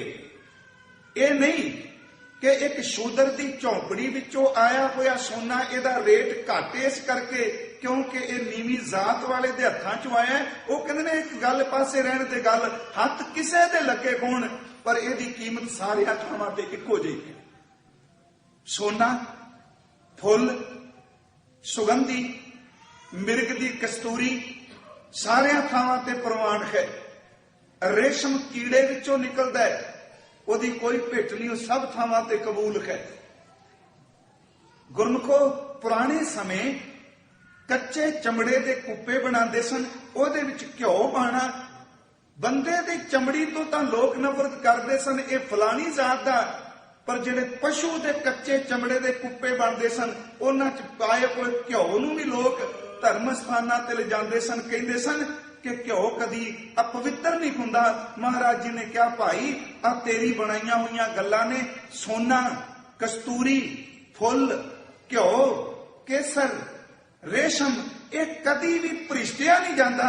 जिहड़ा परमात्मा की भगती करदा है, चेते रखी ना इत्थे ते ना उत्थे, ਉਹਦੇ ਉੱਪਰ ਕੋਈ ਤਰਕ ਨਹੀਂ, ਉਹ ਲੋਕ ਪਰਲੋਕ ਵਿੱਚ ਪ੍ਰਵਾਨ ਹੈ। ਗੁਰੂ ਸਾਹਿਬ ਦੀਆਂ ਦੋ ਤੁਕਾਂ ਨੇ, ਕੇਸਰ ਕੁਸਮ ਮਿਰਗ ਮੈਂ ਹਰਨਾ ਸਰਬ ਸ਼ਰੀਰੀ ਚਰਨਾ ਚੰਦਨ ਭਗਤਾਂ ਜੋਤ ਅਨੇਕੀ ਸਰਬੇ ਪਰਮਲ ਕਰਨਾ ਕੇ ਪਟ ਭਾਂਡਾ ਕਹੇ ਨਾ ਕੋਏ ਐਸਾ ਭਗਤ ਵਰਨ ਮੈਂ ਹੋਏ ਤੇਰਾ ਨਾਮ ਨਿਵੈ ਰਹਿ ਲਿਵ ਲਾਏ। ਜਿਹੜਾ ਤੇਰੇ ਨਾਮ ਵਿੱਚ ਝੋਕ ਕੇ ਲਿਵ ਲਾ ਕੇ ਬੈਠਾ ਧੰਨ ਗੁਰੂ ਨਾਨਕ ਸਾਹਿਬ ਕਹਿੰਦੇ ਨਾਨਕ ਤਿੰਨ ਦਰ ਭੀਖਿਆ ਪਾਏ। ਇਹੋ ਜਿਹੇ ਭਗਤੀ ਕਰਨ ਵਾਲੇ ਏਡੀ ਵੱਡੀ ਗੱਲ ਕਹਿ ਦੇਣੀ। ਹੁਣ ਜਿਹਦੇ ਅੱਖਰੀ ਅਰਥ ਛੇਤੀ ਕਰ ਜਾਂਗੇ ਆਪਾਂ। ਸਾਹਿਬ ਕਹਿੰਦੇ ਨੇ ਜਿਹੜਾ ਪਰਮਾਤਮਾ ਦੀ ਭਗਤੀ ਕਰਦਾ ਹੈ, ਸਿਮਰਨ ਕਰਦਾ ਹੈ, ਉਹ ਸਭ ਥਾਂ ਤੇ ਪ੍ਰਵਾਨ ਹੈ। ਕਹਿੰਦੇ ਨੇ ਮੈਂ ਪਰਮਾਤਮਾ ਤੋਂ ਬਿਨਾਂ ਕਿਸੇ ਅੱਗੇ ਝੋਲੀ ਨਹੀਂ ਅੱਡੀ। ਬਾਬੇ ਨੇ ਤਾਂ ਬਾਬਰ ਨੂੰ ਵੀ ਕਹਿ ਦਿੱਤਾ ਕਿ ਕਹਿ ਨਾਨਕ ਸੁਣ ਬਾਬਰ ਮੀਰ तुझ ते मांगे सो अहमक फकीर। जिन्हें तेरे तो मंगना है वह मंगते तो मंगता क्यों बने। पर बाबा जी कहते नहीं, तेरी भगती विच जुड़ियां हुई जिहड़ियां रूहां ने मालका मैं उन्हां दे दर तो खैर मंगना है। तेरा नाम निवै रह लिव लाए नानक तिन दर भीखियां पाए। खैर मैं ये सी शुरुआत। भगत धन्ना साहिब जी इन्हां दे तीन शब्द गुरु ग्रंथ साहिब विच एक शब्द विच गुरु अर्जुन देव जी दा है, वो अगे आवेगा वो विच क्यों दर्ज किया। पर भगत धन्ना साहिब जी उन्हां दे तिन्ना शब्दां दियां रहाओ दियां तुकां पहलियां वालियां पहले पदे जिहड़े ने उही रहाओ दियां तुकां ने। भगत साहिब ने शुरुआत की ते अज अति पवित्र तुक दे सिरवत अर्थ करांगे आपां। शुरुआत है आसा बाणी भगत धन्ने जी की। आसा राग है, बाणी का अर्थ बचन, बाणी का अर्थ बोल, बाणी का अर्थ शब्द, बाणी का अर्थ बनावट भी है। गुरु ग्रंथ साहिब मुताबिक इत्थे बाणी का अर्थ करांगे उन्हां दे शब्द, उन्हां दा रब्बी इलाही जो पैगाम। बाणी आसा बाणी भगत धन्ने जी की। धन्ना शब्द भी वरत्या, हजूर ने धन्ने जी की। भगत धन्ना जी की बाणी है ते राग आसा है। सरलेख धन गुरु अर्जुन देव जी ने दिता है। आसा बाणी भगत धन्ने जी की। एक ओंकार सतगुर प्रसाद। ये अर्थ असी बहु वारी कीते, फिर भी अज ये बचना है 524 बार ये पवित्र मंगल आया। एक ओंकार सतगुर प्रसाद। ਇਹਦਾ ਭਾਵ ਇਹ ਵੇ इस शब्द नूं, इस बाणी नूं पढ़न वालिओ, गाउण वालिओ, विचारन वालिओ ये गल चेते रखियो कि इस बाणी का मकसद भी ये वे कि एक ओंकार विच अभेद होना ते सतगुरु दे प्रसाद ने वसीला बनना। सतगुरु की कृपा वसीला है, एक साडी मंजिल है। पहला शुरुआत शब्द परमत फिरत बहु जन्म बिलाने तन मन धन नहीं तीरे। आखिरी अर्थ परमत ਫਿਰਤ। ਭਰਮਤ ਦਾ ਅਰਥ ਹੈ ਭਟਕਣਾ, ਨਾ ਟਿਕਣਾ ਇੱਕ ਥਾਂ ਤੇ। ਭਟਕਦਿਆਂ ਫਿਰਦਿਆਂ ਬਹੁ ਜਨਮ ਬਿਲਾਨੇ। ਬਹੁ ਦਾ ਅਰਥ ਹੈ ਬਹੁਤ ਜ਼ਿਆਦਾ, ਬਿਲਾਨੇ ਦਾ ਅਰਥ ਹੈ ਬੀਤ ਗਏ, ਲੰਘ ਗਏ। ਭਰਮਤ ਫਿਰਤ ਬਹੁ ਜਨਮ ਬਿਲਾਨੇ। ਇਸ ਇਨਸਾਨ ਨੂੰ ਭਟਕਦਿਆਂ ਠਿੜਕਦਿਆਂ ਪਤਾ ਨਹੀਂ ਕਿੰਨੇ ਕੁ ਜਨਮ ਲੰਘ ਗਏ, ਬਤੀਤ ਕਰਕੇ ਆਇਆ ਹੈ। ਤੇ ਬਾਬਾ ਜੀ ਕਹਿ ਰਹੇ ਨੇ, ਭਗਤ ਸਾਹਿਬ ਜੀ, ਤਨ ਮਨ ਧਨ ਨਹੀਂ ਧੀਰੇ, ਇੰਨੇ ਜਨਮ ਲੰਘ ਗਏ। ਜਿਸ ਜਨਮ ਚ ਤਨ ਮਿਲਿਆ ਉਹਨੂੰ ਸਾਂਭ ਕੇ ਰੱਖਿਆ, ਪਰ ਤਨ ਕੋਈ ਵੀ ਨਾ ਬਚਿਆ। ਇਹ ਵੈਸੇ ਅਸੀਂ ਕੱਲ ਨੂੰ ਸਿਰਫ ਤਨ ਤੇ ਲਾਂਗੇ, ਮਨ ਵੀ ਨਾ ਟਿਕਿਆ। ਤੇ ਹਰ ਜਨਮ ਚ ਕਿਹਾ ਸਭ ਤੋਂ ਵੱਧ ਪੈਸਾ ਮੇਰੇ ਕੋਲ ਹੋਵੇ। ਭਗਤ ਧੰਨਾ ਸਾਹਿਬ ਜੀ ਕਹਿੰਦੇ ਨੇ, ਪਿਆਰਿਆ ਰੁਪਈਆ ਵੀ ਤੇਰੇ ਕੋਲ ਨਾ ਟਿਕਿਆ, ਨਾ ਤੇਰੇ ਕੋਲ ਤਨ ਰਹਿਣਾ, ਨਾ ਤੇਰੇ ਕੋਲ ਮਨ ਰਿਹਾ, ਤੇ ਨਾ ਤੇਰੇ ਕੋਲ ਧਨ ਰਿਹਾ। ਤੇ ਪਤਾ ਨਹੀਂ ਇੱਕ ਜਨਮ ਦੀ ਖੇਡ ਨਹੀਂ, ਪਤਾ ਨਹੀਂ ਕਿੰਨੇ ਕੁ ਜਨਮ ਇਸੇ ਤਰ੍ਹਾਂ ਗੇੜੀਆਂ ਵਿੱਚ ਲੰਘ ਗਏ, ਅਜੇ ਤੱਕ ਤੈਨੂੰ ਟਿਕਾ ਨਹੀਂ ਮਿਲਿਆ। ਇਸੇ ਸਿਰਫ ਅੱਧੀ ਤੋਕਾ ਪਾ ਲਈਏ। ਭਰਮਤ ਫਿਰਤ ਬਹੁ ਜਨਮ ਬਿਲਾਨੇ। ਭਟਕਦਿਆਂ ਹੋਇਆਂ ਕਿੰਨੇ ਕੁ ਜਨਮ ਤੇਰੇ ਲੰਘ ਗਏ। ਇੱਥੇ ਸੰਖੇਪ ਜੀ ਬੇਨਤੀ ਕਰਦੇ ਹਾਂ ਕਿ ਗੁਰੂ ਗ੍ਰੰਥ ਸਾਹਿਬ ਦੀ ਬਾਣੀ, ਜੇ ਅਸੀਂ ਇੱਕ ਇੱਕ ਬਚਨ ਤੇ ਯਕੀਨ ਕਰਨੇ ਆ, ਇਹ ਕਰਮਾਂ ਨੂੰ ਮੰਨਦੀ ਹੈ। ਕਰਮ ਫਿਲਾਸਫੀ ਗੁਰੂ ਗ੍ਰੰਥ ਸਾਹਿਬ ਵਿੱਚ ਮੰਨੀ ਗਈ ਹੈ। ਦੂਜੀ ਗੱਲ, ਗੁਰੂ ਗ੍ਰੰਥ ਸਾਹਿਬ ਦੀ ਬਾਣੀ ਵਿੱਚ ਆਵਾ ਗੌਣ ਵੀ ਮੰਨਿਆ ਹੈ। ਗੁਰੂ ਗ੍ਰੰਥ ਸਾਹਿਬ ਦੀ ਬਾਣੀ ਵਿੱਚ ਪਿਛਲੇ ਜਨਮ ਚ ਕੀਤੀ ਕੋਈ ਭਗਤੀ ਅਗਲੇ ਜਨਮ ਚ ਜਮਾ ਹੁੰਦੀ ਵੀ ਮੰਨੀ ਗਈ ਹੈ।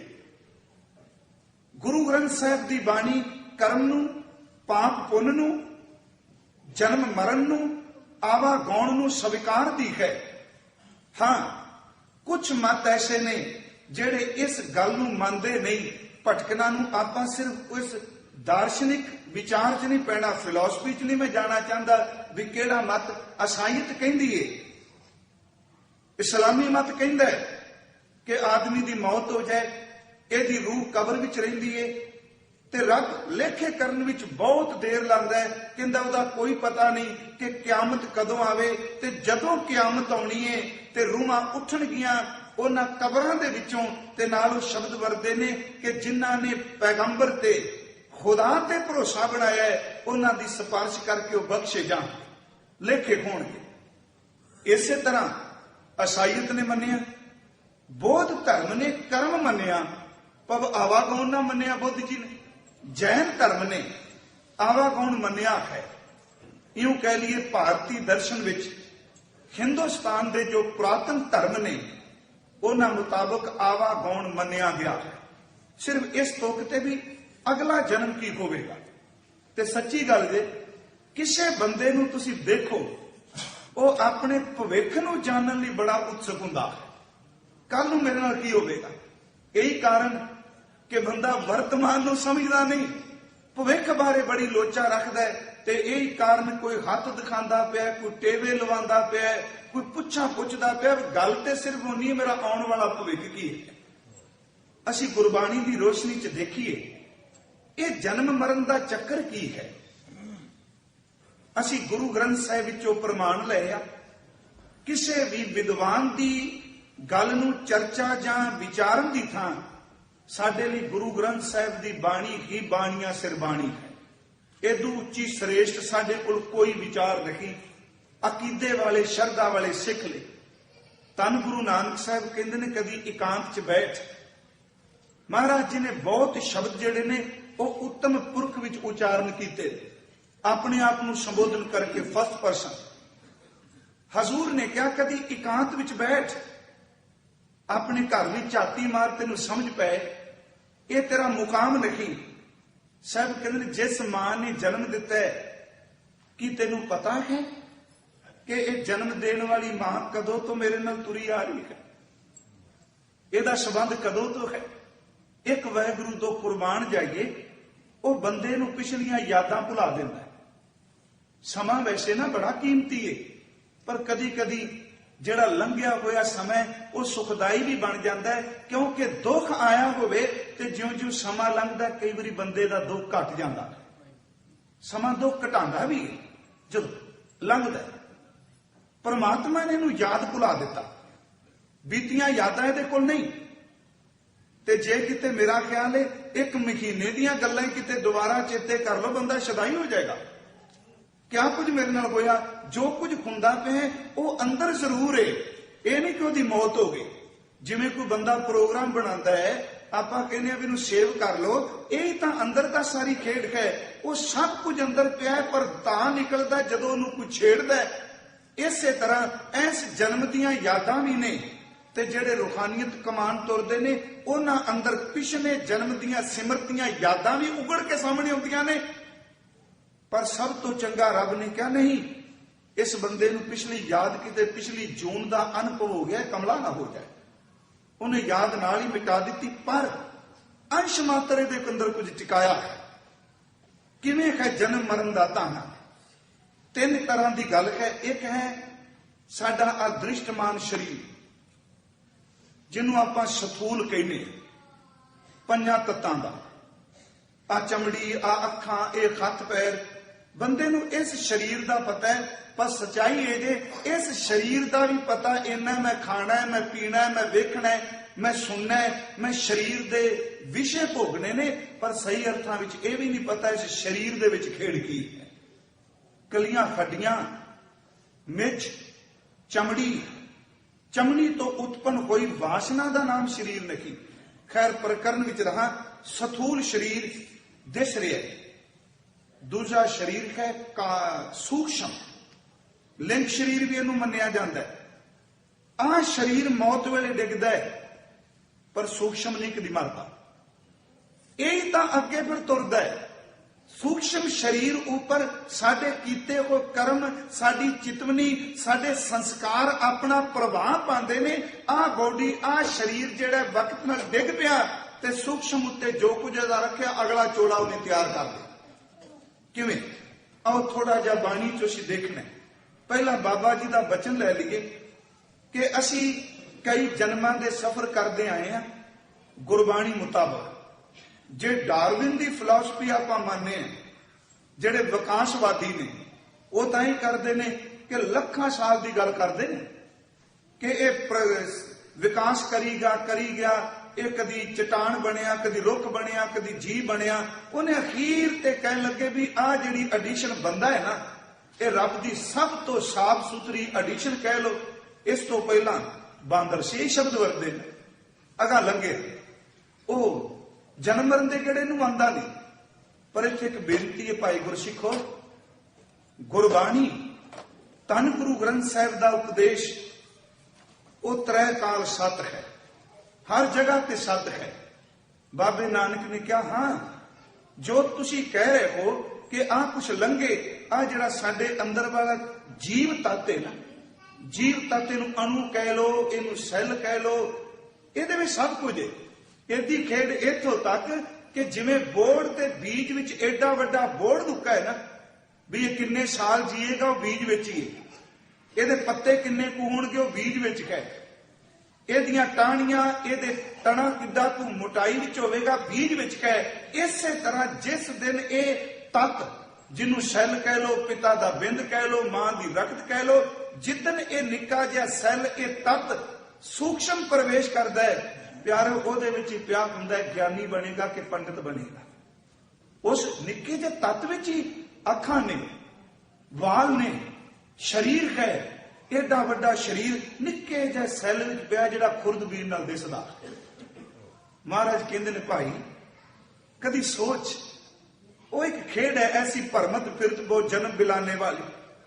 ਧੰਨ ਗੁਰੂ ਨਾਨਕ ਸਾਹਿਬ ਕਹਿੰਦੇ ਨੇ ਕਦੀ ਇਕਾਂਤ ਸੋਚ ਕਿ ਜਿਸ ਮਾਂ ਨੇ ਮੈਨੂੰ ਜਨਮ ਦਿੱਤਾ, ਇਸ ਤੋਂ ਪਹਿਲਾਂ ਮੇਰਾ ਇਹਦੇ ਨਾਲ ਰਿਸ਼ਤਾ ਕੀ ਸੀ, ਇਹ ਕਦੋਂ ਤੋਂ ਚਲੀ ਆਈ, ਮੈਂ ਬਾਅਦ ਵਿੱਚ ਆਇਆ, ਇਹ ਪਹਿਲਾਂ ਆ ਗਈ, ਪਰ ਮੈਂ ਉਦੋਂ ਕਿੱਥੇ ਸੀ ਜਦੋਂ ਇਹ ਆਈ। ਇੱਕ ਰਹੱਸ ਹੈ ਅੰਦਰ ਨੂੰ ਵਿਜਮਾਤ ਵਿੱਚ ਲਿਜਾਣ ਵਾਲਾ। ਮੇਰੇ ਪਿਤਾ ਮਾਂ ਬਾਪ ਕਦੋਂ ਤੋਂ ਮੇਰੇ ਨਾਲ ਨੇ। ਇੱਥੇ ਹਜ਼ੂਰ ਨੇ ਕਿਹਾ ਕਿ ਕਤ ਕੀ ਮਾਈ ਬਾਪ ਕਤ ਕੇਰਾ, ਭਰਮਤ ਫਿਰਤ ਪਉ ਜਨਮ ਬਿਲਾਨੇ। ਸਿਰਫ ਅੱਧੀ ਤੁਕ। ਕਦੋਂ ਦੀ ਮਾਂ ਤੇ ਕਦੋਂ ਦਾ ਪਿਤਾ ਹੈ, ਕਦੋਂ ਦੇ ਪੁੱਤਰ ਕਦੋਂ ਦੀਆਂ ਧੀਆਂ ਨੇ, ਕਦੋਂ ਦੀ ਪਤਨੀ ਕਦੋਂ ਦੀ ਭੈਣ, ਕਦੋਂ ਦੇ ਰਿਸ਼ਤੇ ਨੇ, ਇਹ ਸਾਨੂੰ ਕੋਈ ਪਤਾ ਨਹੀਂ। ਪਰ ਮਹਾਰਾਜ ਕਹਿੰਦੇ ਨੇ ਪੂਰਬ ਕਿਤੇ ਮਿਲੇ ਆ ਤਾਂ ਅੱਜ ਮਿਲੇ ਆ, ਪੂਰਬ ਜਨਮ ਕੇ ਮਿਲੇ ਸੰਜੋਗੀ। ਪੂਰਬ ਕਿਤੇ ਮਿਲੇ ਹਾਂ, ਪਰ ਇਹ ਨਹੀਂ ਪਤਾ ਮਾਂ ਕਦੋਂ ਚੱਲੀ, ਪਿਤਾ ਕਦੋਂ ਚੱਲਿਆ, ਕਤ ਕੀ ਮਾਈ ਬਾਪ ਕਤ ਕੇਰਾ, ਕਿਤੂ ਥਾਵੋ ਖਮ ਆਏ। ਇਸ ਸਰੀਰ ਨੂੰ ਲੈਣ ਤੋਂ ਪਹਿਲਾਂ ਕਿੱਥੇ ਸੀ? ਮਹਾਰਾਜ ਕਹਿੰਦੇ ਨੇ ਅਗਨ ਬਿੰਬ ਜਲ ਭੀਤਰ ਨਿਪਜੇ। ਅਗਨ ਬਿੰਬ ਜਲ, ਇਹਦਾ ਪਾਠ ਕੀਤਾ ਸੌਖਾ ਹੋ ਜਾਣਗੇ ਅਰਥ ਕਰਨੇ। ਅਗਨ ਦਾ ਅਰਥ ਹੈ ਮਾਂ ਦੇ ਪੇਟ ਦੀ ਅੱਗ।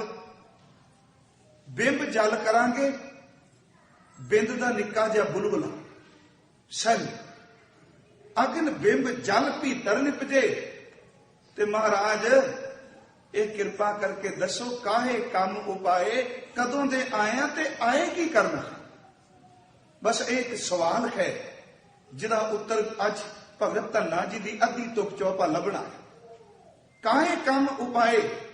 ਅੱਗੇ ਕਹਿੰਦੇ ਨੇ ਮੇਰੇ ਸਾਹਿਬਾ ਧੰਨ ਗੁਰੂ ਨਾਨਕ ਸਾਹਿਬ, ਕੌਣ ਜਾਣੇ ਗੁਣ ਤੇਰੇ। हे ਪ੍ਰਭੂ ਇਸ ਆਤਮਾ ਦੇ ਸਫਰ ਬਾਰੇ ਮੈਂ ਗੱਲ, ਮੇਰੇ ਸਾਹਿਬਾ ਕੌਣ ਜਾਣੇ ਗੁਣ ਤੇਰੇ, ਕਹੇ ਨਾ ਜਾਣੀ ਅਵਗਣ ਮੇਰੇ।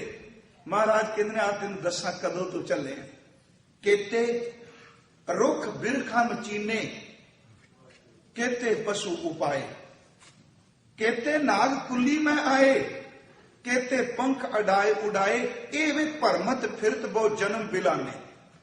ਆ ਜਿਹੜੀ ਬਨਾਸਪਤੀ ਹੈ, ਇਹ ਵੀ ਤਾਂ ਅੰਦਰ ਇਹਦੇ ਵੀ ਤਾਂ ਹਰਕਤ ਤੇ ਚੇਤਨਤਾ ਹੈ ਨਾ।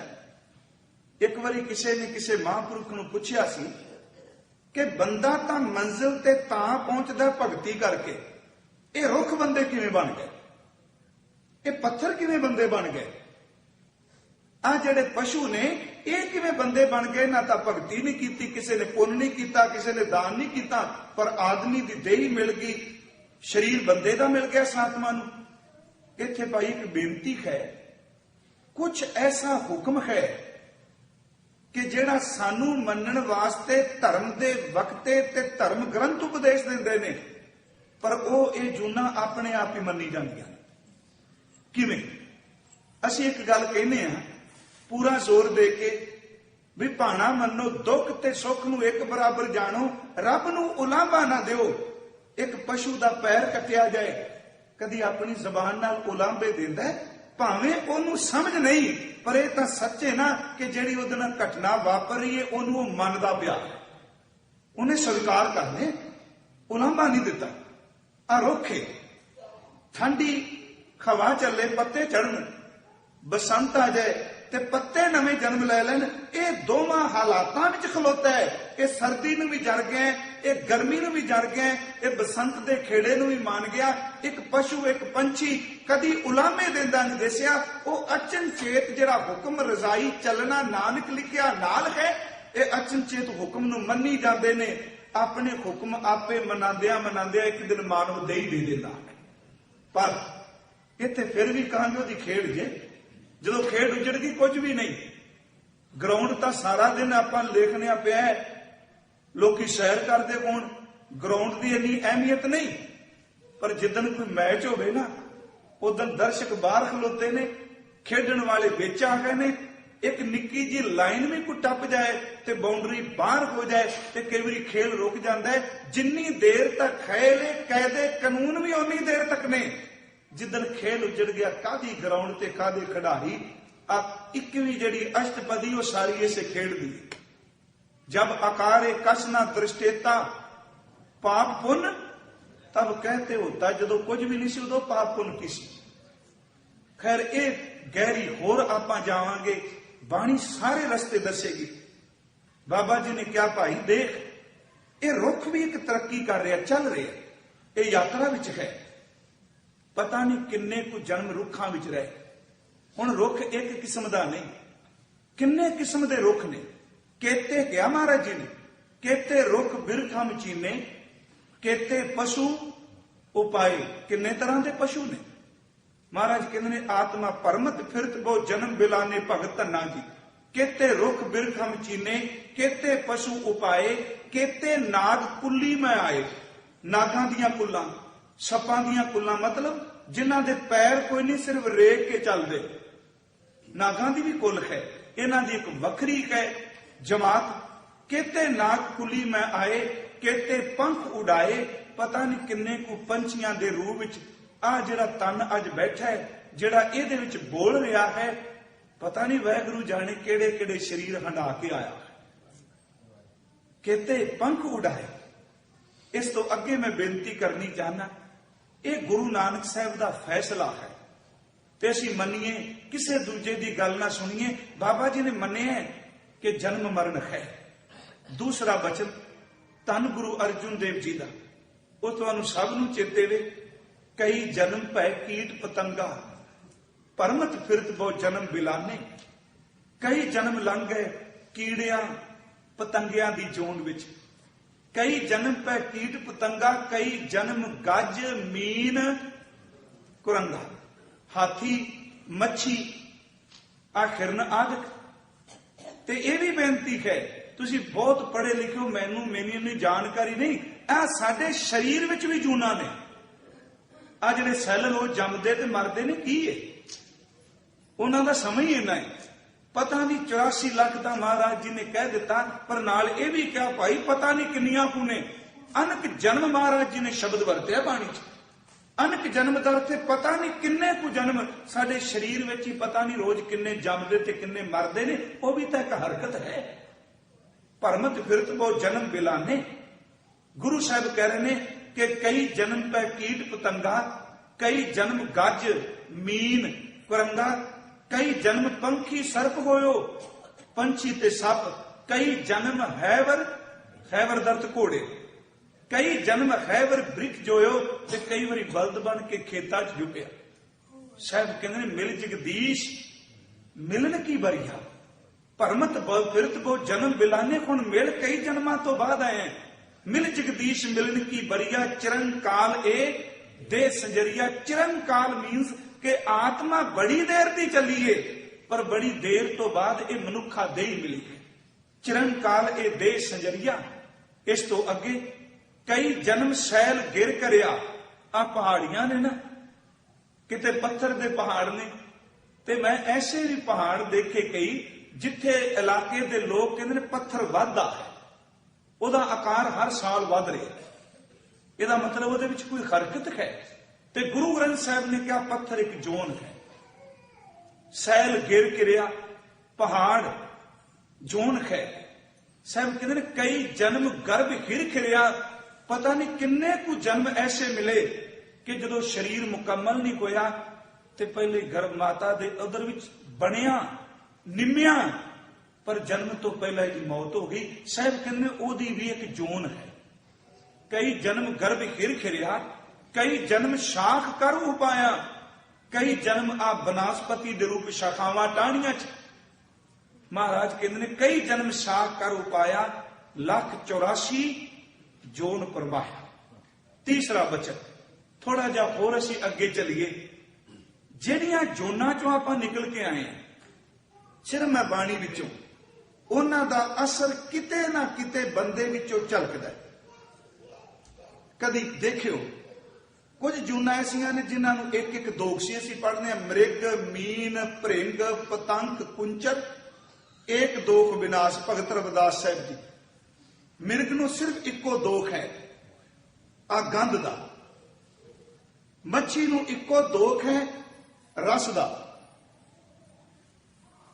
ते आ जिहड़ा भवरा है असीं देखने आ, इहनूं एक दोष है। वाहिगुरू मिर्ग नूं कन्नां दा, मच्छी नूं रस दा, ते पतंगे नूं गंध दा, ते आ भंबट जिहड़े असीं देखने पए आ, भवरे नूं गंध दा, पतंगे नूं अखां दा, ते हाथी नूं स्पर्श दा। शब्द स्पर्श रस रूप ते गंध, ये 5 गुण ने, 5 दोष कह लो। ये 5 दोष एक एक प्राणी विच है।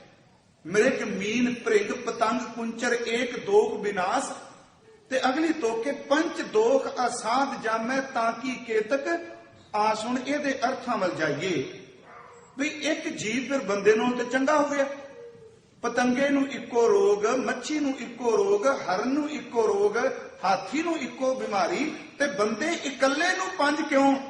ਤੇ ਸੂਝਵਾਨ ਕਹਿੰਦੇ ਨੇ ਇਹ ਪੰਜ ਤਾਂ ਇਕੱਠੇ ਹੋ ਗਏ, ਇਹ ਸਾਰੀਆਂ ਜੂਨਾਂ ਚੋਂ ਲੰਘ ਕੇ ਆਇਆ। ਉਹ ਜੋ ਕੁਛ ਸੀ, ਕਿਉਂਕਿ ਹੁਣ ਮੁਕੰਮਲਤਾ ਦੇ ਨੇੜੇ ਜਾ ਰਹੇ, ਉਹ ਮੁਕੰਮਲ ਨਹੀਂ। ਉਹਨਾਂ ਕੋਲ ਜੇ ਦੋਸ਼ ਇੱਕ ਕੇ ਉਹ ਮੁਕੰਮਲ ਨਹੀਂ। ਹੁਣ ਜਿੱਥੇ ਇਹ ਪਹੁੰਚ ਗਏ, ਇਹ ਸਾਰੀਆਂ ਜੂਨਾਂ ਚੋਂ ਜਿਨ੍ਹਾਂ ਚੋਂ ਲੰਘ ਕੇ ਆਏ, ਉਹ ਕੁਛ ਇਹਦੇ ਨਾਲ ਵਾਸ਼ਨਾ ਹੈ। ਇਹਨੂੰ ਭਗਤ ਸਾਹਿਬ ਨੇ ਬਾਣੀ ਵਿੱਚ, ਕਬੀਰ ਸਾਹਿਬ ਨੇ ਕਿਹਾ, ਐਸੇ ਕਰ ਹਮ ਬਹੁਤ ਬਸਾਏ ਜਬ ਹਮ ਰਾਮ ਗਰਭ ਹੋਏ ਆਏ।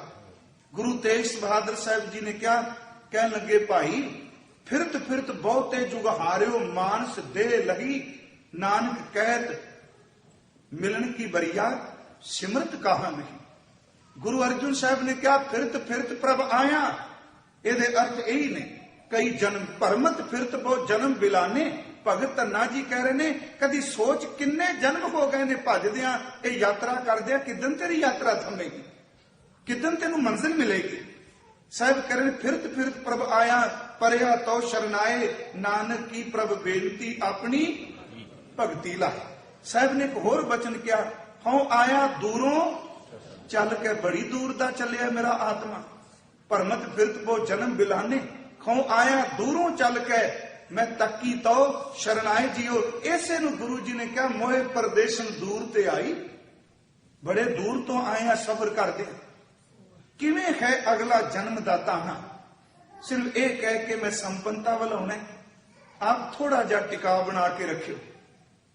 ਜੋ ਕੁਝ ਅਸੀਂ ਚਿਤਵਨੇ ਆ ਗੁਰਬਾਣੀ ਦੇ ਫਲਸਫੇ ਮੁਤਾਬਕ, ਬਾਕੀ ਕੋਈ ਜਨਮ ਮਰਨ ਦੇ ਤਾਣੇ ਵਾਸਤੇ ਮੁਸੀਬਤ ਨਹੀਂ। ਬੰਦੇ ਦੇ ਅੰਦਰ ਦੀ ਵਾਸ਼ਨਾ ਹੀ ਤੈਅ ਕਰਦੀ ਏ ਕਿ ਤੇਰਾ ਅਗਲਾ ਰਸਤਾ ਕਿਹੜਾ।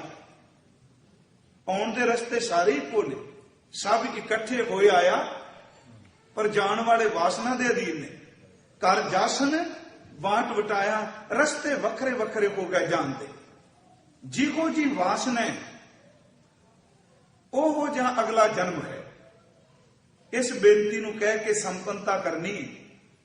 ਆ ਜਿਹੜਾ ਆਤਮਾ ਸਬਰ ਕਰ ਰਿਹਾ, ਜਿਹਨੂੰ ਭਗਤ ਜੀ ਨੇ ਕਿਹਾ ਭਰਮਤ ਫਿਰਤ ਬੋ ਜਨਮ ਬਿਲਾਨੇ, ਇਹਨੂੰ ਭਾਈ ਗੁਰਦਾਸ ਸਾਹਿਬ ਜੀ ਨੇ ਕਿਹਾ ਜੁਗ ਜੁਗ ਮੇਰ ਸਰੀਰ ਕਾ। ਮੇਰ ਦਾ ਅਖਰੀ ਅਰਥ ਹੁੰਦਾ ਪਹਾੜ, ਪਰ ਮੇਰ ਦਾ ਕਰਾਂਗੇ ਅਰਥ ਉੱਚਾ ਆਤਮਾ। ਹਰ ਜਨਮ ਵਿੱਚ ਜੁਗ ਜੁਗ ਮੇਰ ਸਰੀਰ ਕਾ, ਵਾਸਨਾ ਬੱਧਾ ਆਵੇ ਜਾਵੇ, ਫਿਰ ਵਟਾਈਆਂ ਗਿਆਨੀ ਹੋਏ ਮਰਮ ਕੋ ਪਾਵੇ। ਇਹ ਵਾਸਨਾ ਦਾ ਬੱਧਾ ਸਰੀਰ ਵਟਾਈ ਜਾਂਦਾ ਹੈ। ਅੱਜ ਆਹ ਸਰੀਰ, ਕੱਲ ਆਹ ਸਰੀਰ। ਹੁਣ ਕਈ ਸੱਜਣ ਨੂੰ ਛੇਤੀ ਕੀਤੇ ਸਵੀਕਾਰ ਕਰਨ ਨੂੰ ਤਿਆਰ ਨਹੀਂ। ਹੁਣ ਆਪਾਂ ਦੇਖਿਆ ਕਿ ਨਹੀਂ, ਜੋ ਗੁਰਬਾਣੀ ਨੇ ਕਿਹਾ ਵਾਸਨਾ ਹੀ ਜਨਮ ਮਰਨ ਦਾ ਤਾਣਾ ਹੈ। ਜਿਹੋ ਜੀ ਵਾਸਨਾ ਬੰਦਾ ਰੱਖਦਾ ਉਹ ਕੁਝ ਮਿਲਦਾ ਹੈ। ਸਤਿਗੁਰੂ ਨੇ ਤਾਂ ਬਾਣੀ ਵਿੱਚ ਕਿਹਾ, ਸਾਈ ਵਸਤ ਪ੍ਰਾਪਤ ਹੋਈ ਜਿਸੋਂ ਲਾਇਆ ਖੇਤ। ਜਿਹਦੇ ਨਾਲ ਸਾਰੀ ਜ਼ਿੰਦਗੀ ਖੇਤ ਪਾਇਆ, ਅੰਤ ਉਹ ਮਿਲਿਆ। ਜਿਹੋ ਜੀ ਵਾਸਨਾ ਗੁਰੂ ਗ੍ਰੰਥ ਸਾਹਿਬ ਜੀ ਦੇ ਮੁਤਾਬਕ ਇਹ ਨਿਰਭਰ ਕਰਦਾ ਬੰਦੇ ਦੇ ਅੰਦਰ ਦੀ ਸੋਚ ਤੇ ਖਾਸ ਕਰਕੇ ਅੰਤਲਾ ਸਮਾਂ। ਇਹ ਕੋਈ ਪਤਾ ਨਹੀਂ ਕਿੱਥੇ ਸਰੀਰ ਦਾ ਐਂਡ ਹੈ ਤੇ ਕਿਹੜਾ ਸਵਾਸ ਆਖਰੀ ਸਵਾਸ ਹੈ। ਪਰ ਗੁਰੂ ਗ੍ਰੰਥ ਸਾਹਿਬ ਜੀ ਨੇ ਇੱਕ ਗੱਲ ਪੱਕੀ ਕਹੀ, ਜੇ ਅੰਤਲੇ ਸਮੇਂ ਰੱਬ ਵੱਲ ਧਿਆਨ ਹੋ ਜਾਏ, ਸਿਮਰਨ ਹੋ ਜਾਏ, ਅੰਦਰ ਕਿਤੇ ਸਾਈਂ ਦੀ ਯਾਦ ਆਵੇ ਤੇ ਮਰਨਾ ਸੌਖਾ ਹੋ ਜਾਂਦਾ। ਇਹ ਅਸੀਂ ਸਾਰੇ ਪੜ੍ਹਨੇ ਕਿਆ ਜਾਣਾ ਕਿਵੇਂ ਮਰਾਂਗੇ, ਇਹ ਬਸ ਪਤਾ ਨਹੀਂ। ਆਪਾਂ ਜਿੰਨੇ ਬੈਠੇ हैं ਤਾਂ ਪਤਾ ਮਰਨਾ, ਪਰ ਇਹ ਥੋੜਾ ਪਤਾ ਐਂਡ ਕਿੱਥੇ ਹੈ, ਕਦੋਂ ਹੈ।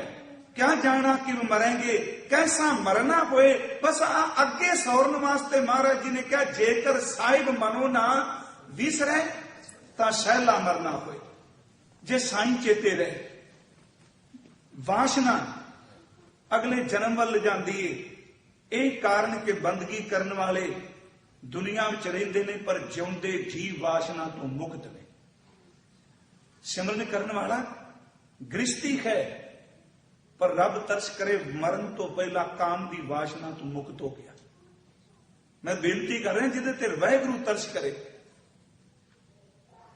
ਤੇ ਜਿਹੋ ਜੀ ਵਾਸ਼ਨਾ ਨਾਲ ਸਵਾਸ ਨਿਕਲਿਆ, ਇੱਕ ਸ਼ਬਦ ਪਤਾ ਕਹਿਣਾ, ਉਹ ਤੁਹਾਨੂੰ ਸਭ ਨੂੰ ਚੇਤੇ ਵੇ। ਅਰੀ ਬਾਈ ਗੋਬਿੰਦ ਨਾਮ ਮਤ ਬੀਸਰੈ, ਭਰਮਤ ਫਿਰਤ ਬਹੁ ਜਨਮ ਬਿਲਾਨੇ।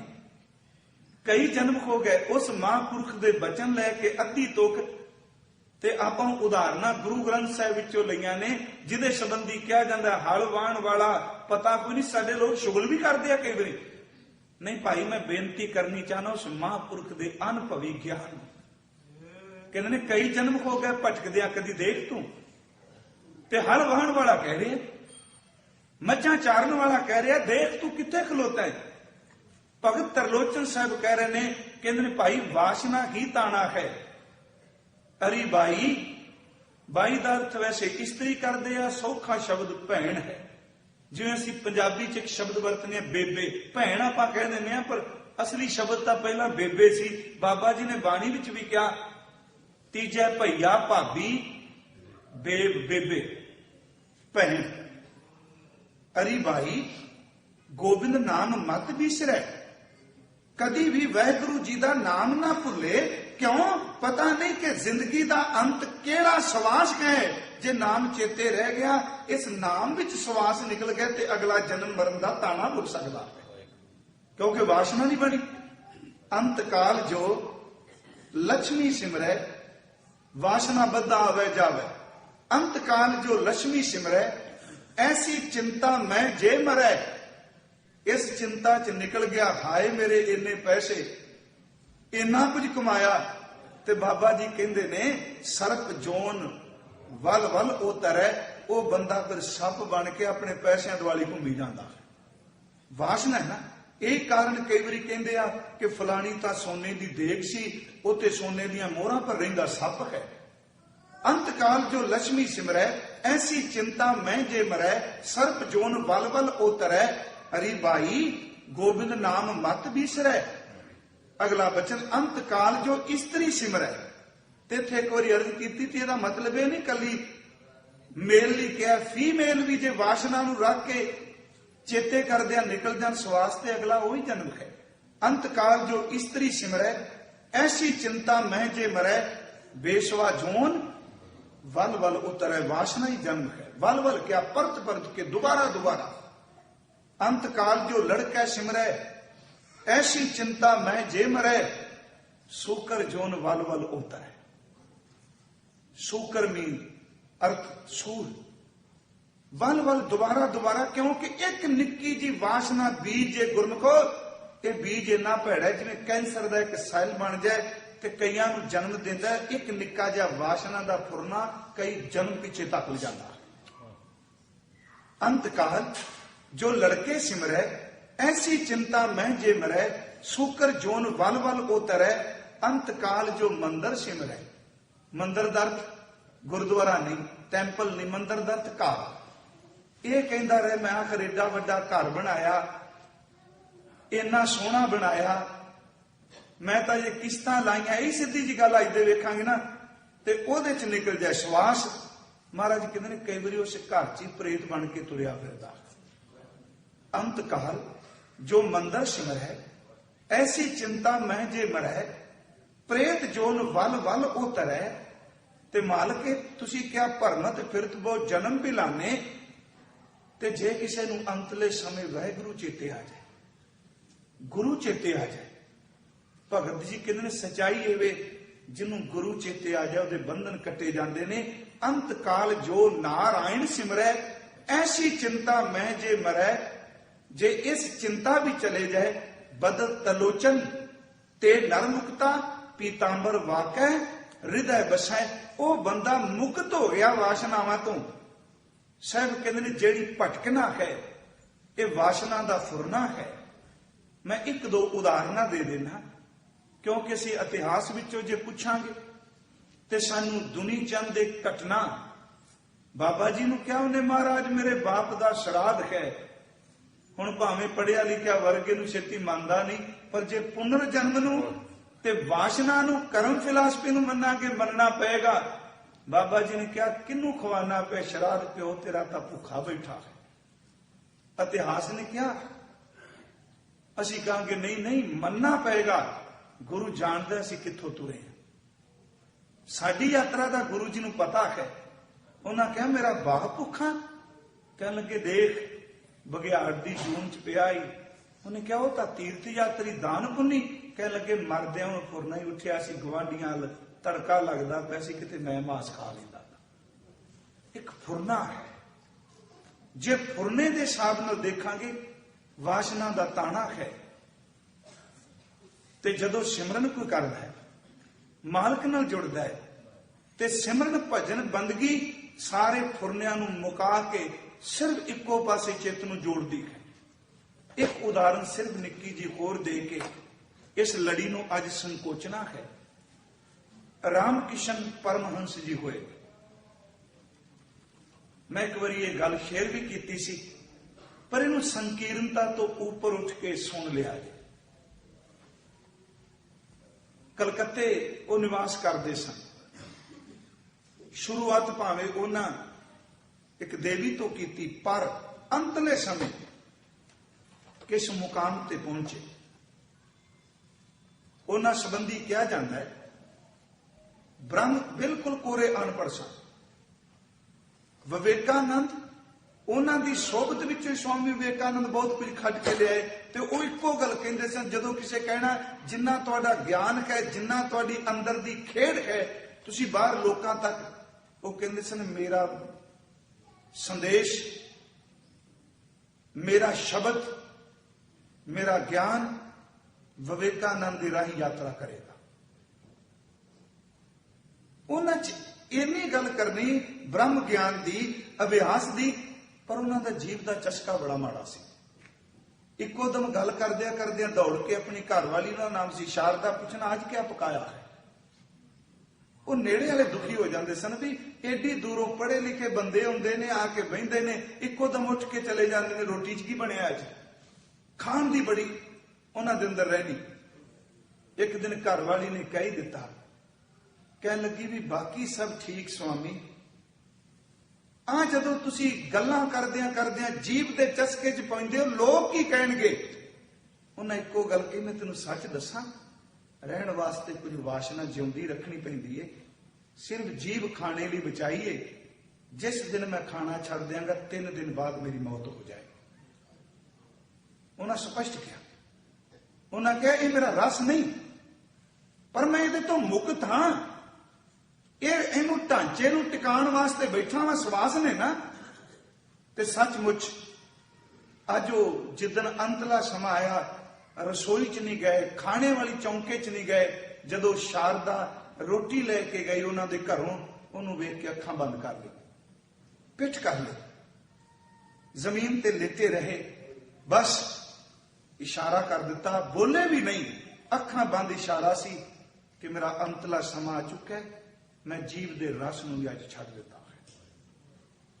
ਇਹ ਜਿਹੜਾ ਜਨਮ ਮਰਨ ਦਾ ਤਾਣ ਹੈ ਦੁਨੀਆ ਦਾ ਸਵਾਦ ਰਸ ਬੜਾ, ਪਰ ਮੇਰੀ ਇੱਕ ਬੇਨਤੀ ਜੇ, ਇਹ ਨਿਮਕ ਰਸ ਕਰੋੜਾਂ ਜਨਮਾਂ ਦਾ ਤਾਣ ਹੈ। ਅੱਗੇ ਆਵੇਗਾ ਬਚਨ, ਦੁਨੀਆ ਦਾ ਨਿਮਕ ਰਸ ਕਰੋੜਾਂ ਜਨਮਾਂ ਦੀ ਯਾਤਰਾ ਹੈ, ਤੇ ਪ੍ਰਮਾਤਮਾ ਦੇ ਇੱਕ ਨਿਮਕ ਦਾ ਜਿਹੜਾ ਰਸ ਹੈ ਕਰੋੜਾਂ ਜਨਮਾਂ ਦੇ ਤਾਣੇ ਕੱਟਦਾ ਹੈ।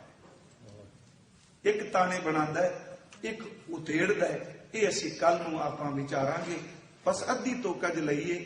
ਭਰਮਤ ਫਿਰਤ ਬਹੁਤ ਜਨਮ ਬਿਲਾਨੇ, ਐ ਇਨਸਾਨ ਕਿੰਨੇ ਜਨਮ ਹੋ ਗਏ ਤੈਨੂੰ ਭਰਮਦਿਆਂ, ਤੇਰੀ ਜ਼ਿੰਦਗੀ ਦਾ ਮਕਸਦ ਕੀ ਏ।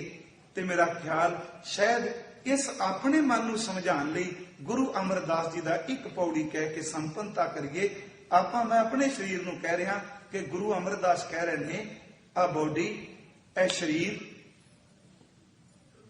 ਤੇਰੇ ਅੰਦਰ ਆਤਮਾ ਬੈਠਾ ਹੈ, ਤੂੰ ਕਿਦੇ ਲਈ ਆਇਆ। ਉਹ ਅਸੀਂ ਇੱਕ ਪੌੜੀ ਲੈ ਲਈਏ, ਇਹ ਸਰੀਰਾ ਮੇਰਿਆ ਇਸ ਜਗ ਮੈਂ ਆਏ ਕਹਿ, ਕਿਆ ਤੁਧ ਕਰਮ ਕਮਾਇਆ। ਕਿ ਕਰਮ ਕਮਾਇਆ ਤੁਧ ਸ਼ਰੀਰਾ, ਜਾ ਤੂੰ ਜਗ ਮੈਂ ਆਇਆ। ਕੀ ਕੀਤਾ, ਜਿਨ ਹਰ ਤੇਰਾ ਰਚਨ ਰਚਿਆ, ਸੋ ਹਰ ਮਨ ਨਾ ਵਸਾਇਆ। ਉਹ ਜਿੰਨੇ ਨਿੱਕੇ ਜਿਹੇ ਪਾਣੀ ਦੇ ਬੁਲਬੁਲੇ ਤੋਂ ਐਡਾ ਵੱਡਾ ਢਾਂਚਾ, ਤੇ ਦੇਖ ਇੱਕ ਇੱਕ ਅੰਗ ਤੇ ਲੋਕ ਡਾਕਟਰੀ ਕਰੀ ਬੈਠੇ ਨੇ, ਇੱਕ ਇੱਕ ਅੰਗ ਤੇ ਇੰਨੇ ਕਈ ਸਾਲਾਂ ਦੀ ਪੜ੍ਹਾਈ ਕਰਦੇ ਨੇ। ਉਹ ਸਿਰਫ ਅੰਗ ਨੂੰ ਠੀਕ ਕਰ ਸਕਦੇ ਨੇ, ਅੰਗ ਬਦਲ ਸਕਦੇ ਨੇ, ਬਣਾ ਨਹੀਂ ਸਕਦੇ। ਉਸ ਰੱਬ ਨੂੰ ਚੇਤੇ ਕਰੋ ਜਿਹਨੇ ਅਰਬਾਂ ਖਰਬਾਂ ਦਾ ਤੇਰਾ ਤਨ ਬਣਾ ਦਿੱਤਾ। ਕਿਹੋ ਜਿਹਾ ਕਾਰੀਗਰ ਹੈ। जिन हर तेरा रचन रचिया सो हर माना वसाया गुर प्रसादी खरमन वसिया पूर्व लिखिया पाया। बस एक काम कर ले, बहुत जन्म हो गए ने भटकदियां नूं। कहे नानक ये शरीर प्रवान होवा, चित्त की गल कीती, जरा विच बैठा उन्होंने जोड़। कहे नानक ये शरीर प्रवान होवा जिन सतगुर स्यों चित लाया। धन गुरु ग्रंथ साहिब कृपा करे। अज ये पहला दिन सी ते ज्यों ज्यों असीं देखांगे कल नूं भगत जी दी यतन करांगा 2 हो जाण नहीं ते 1। कहंदे ने बड़े जन्म हो गए, हर जन्म च ना तन तेरा रहा ना मन तेरा रहा। पता नहीं किन्ने को बैंक भर के आया होवेगा मना, वो तेरे नहीं रहे। तन मन धन नहीं तेरे, आप सब का धन्नवाद। आओ थोड़ा जिहा आपां नाम जप लईए। मैनू प्रबंधक वीरां कहा सी 7:30 शुरू अगा अपने घर, इस करके तुसीं मैनू बख्श दिया जी, किते ना क्यों भी घंटे तो वध लग गया। ते थोड़ा जिहा नाम आपां जप लईए क्योंकि स्टॉकटन टाइम हुंदा सी, पिछों ढाकियां सिखां लगना सी, इस करके नहीं सी जप सके। आओ 2-4 मिनट ला लईए। वाहे गुरु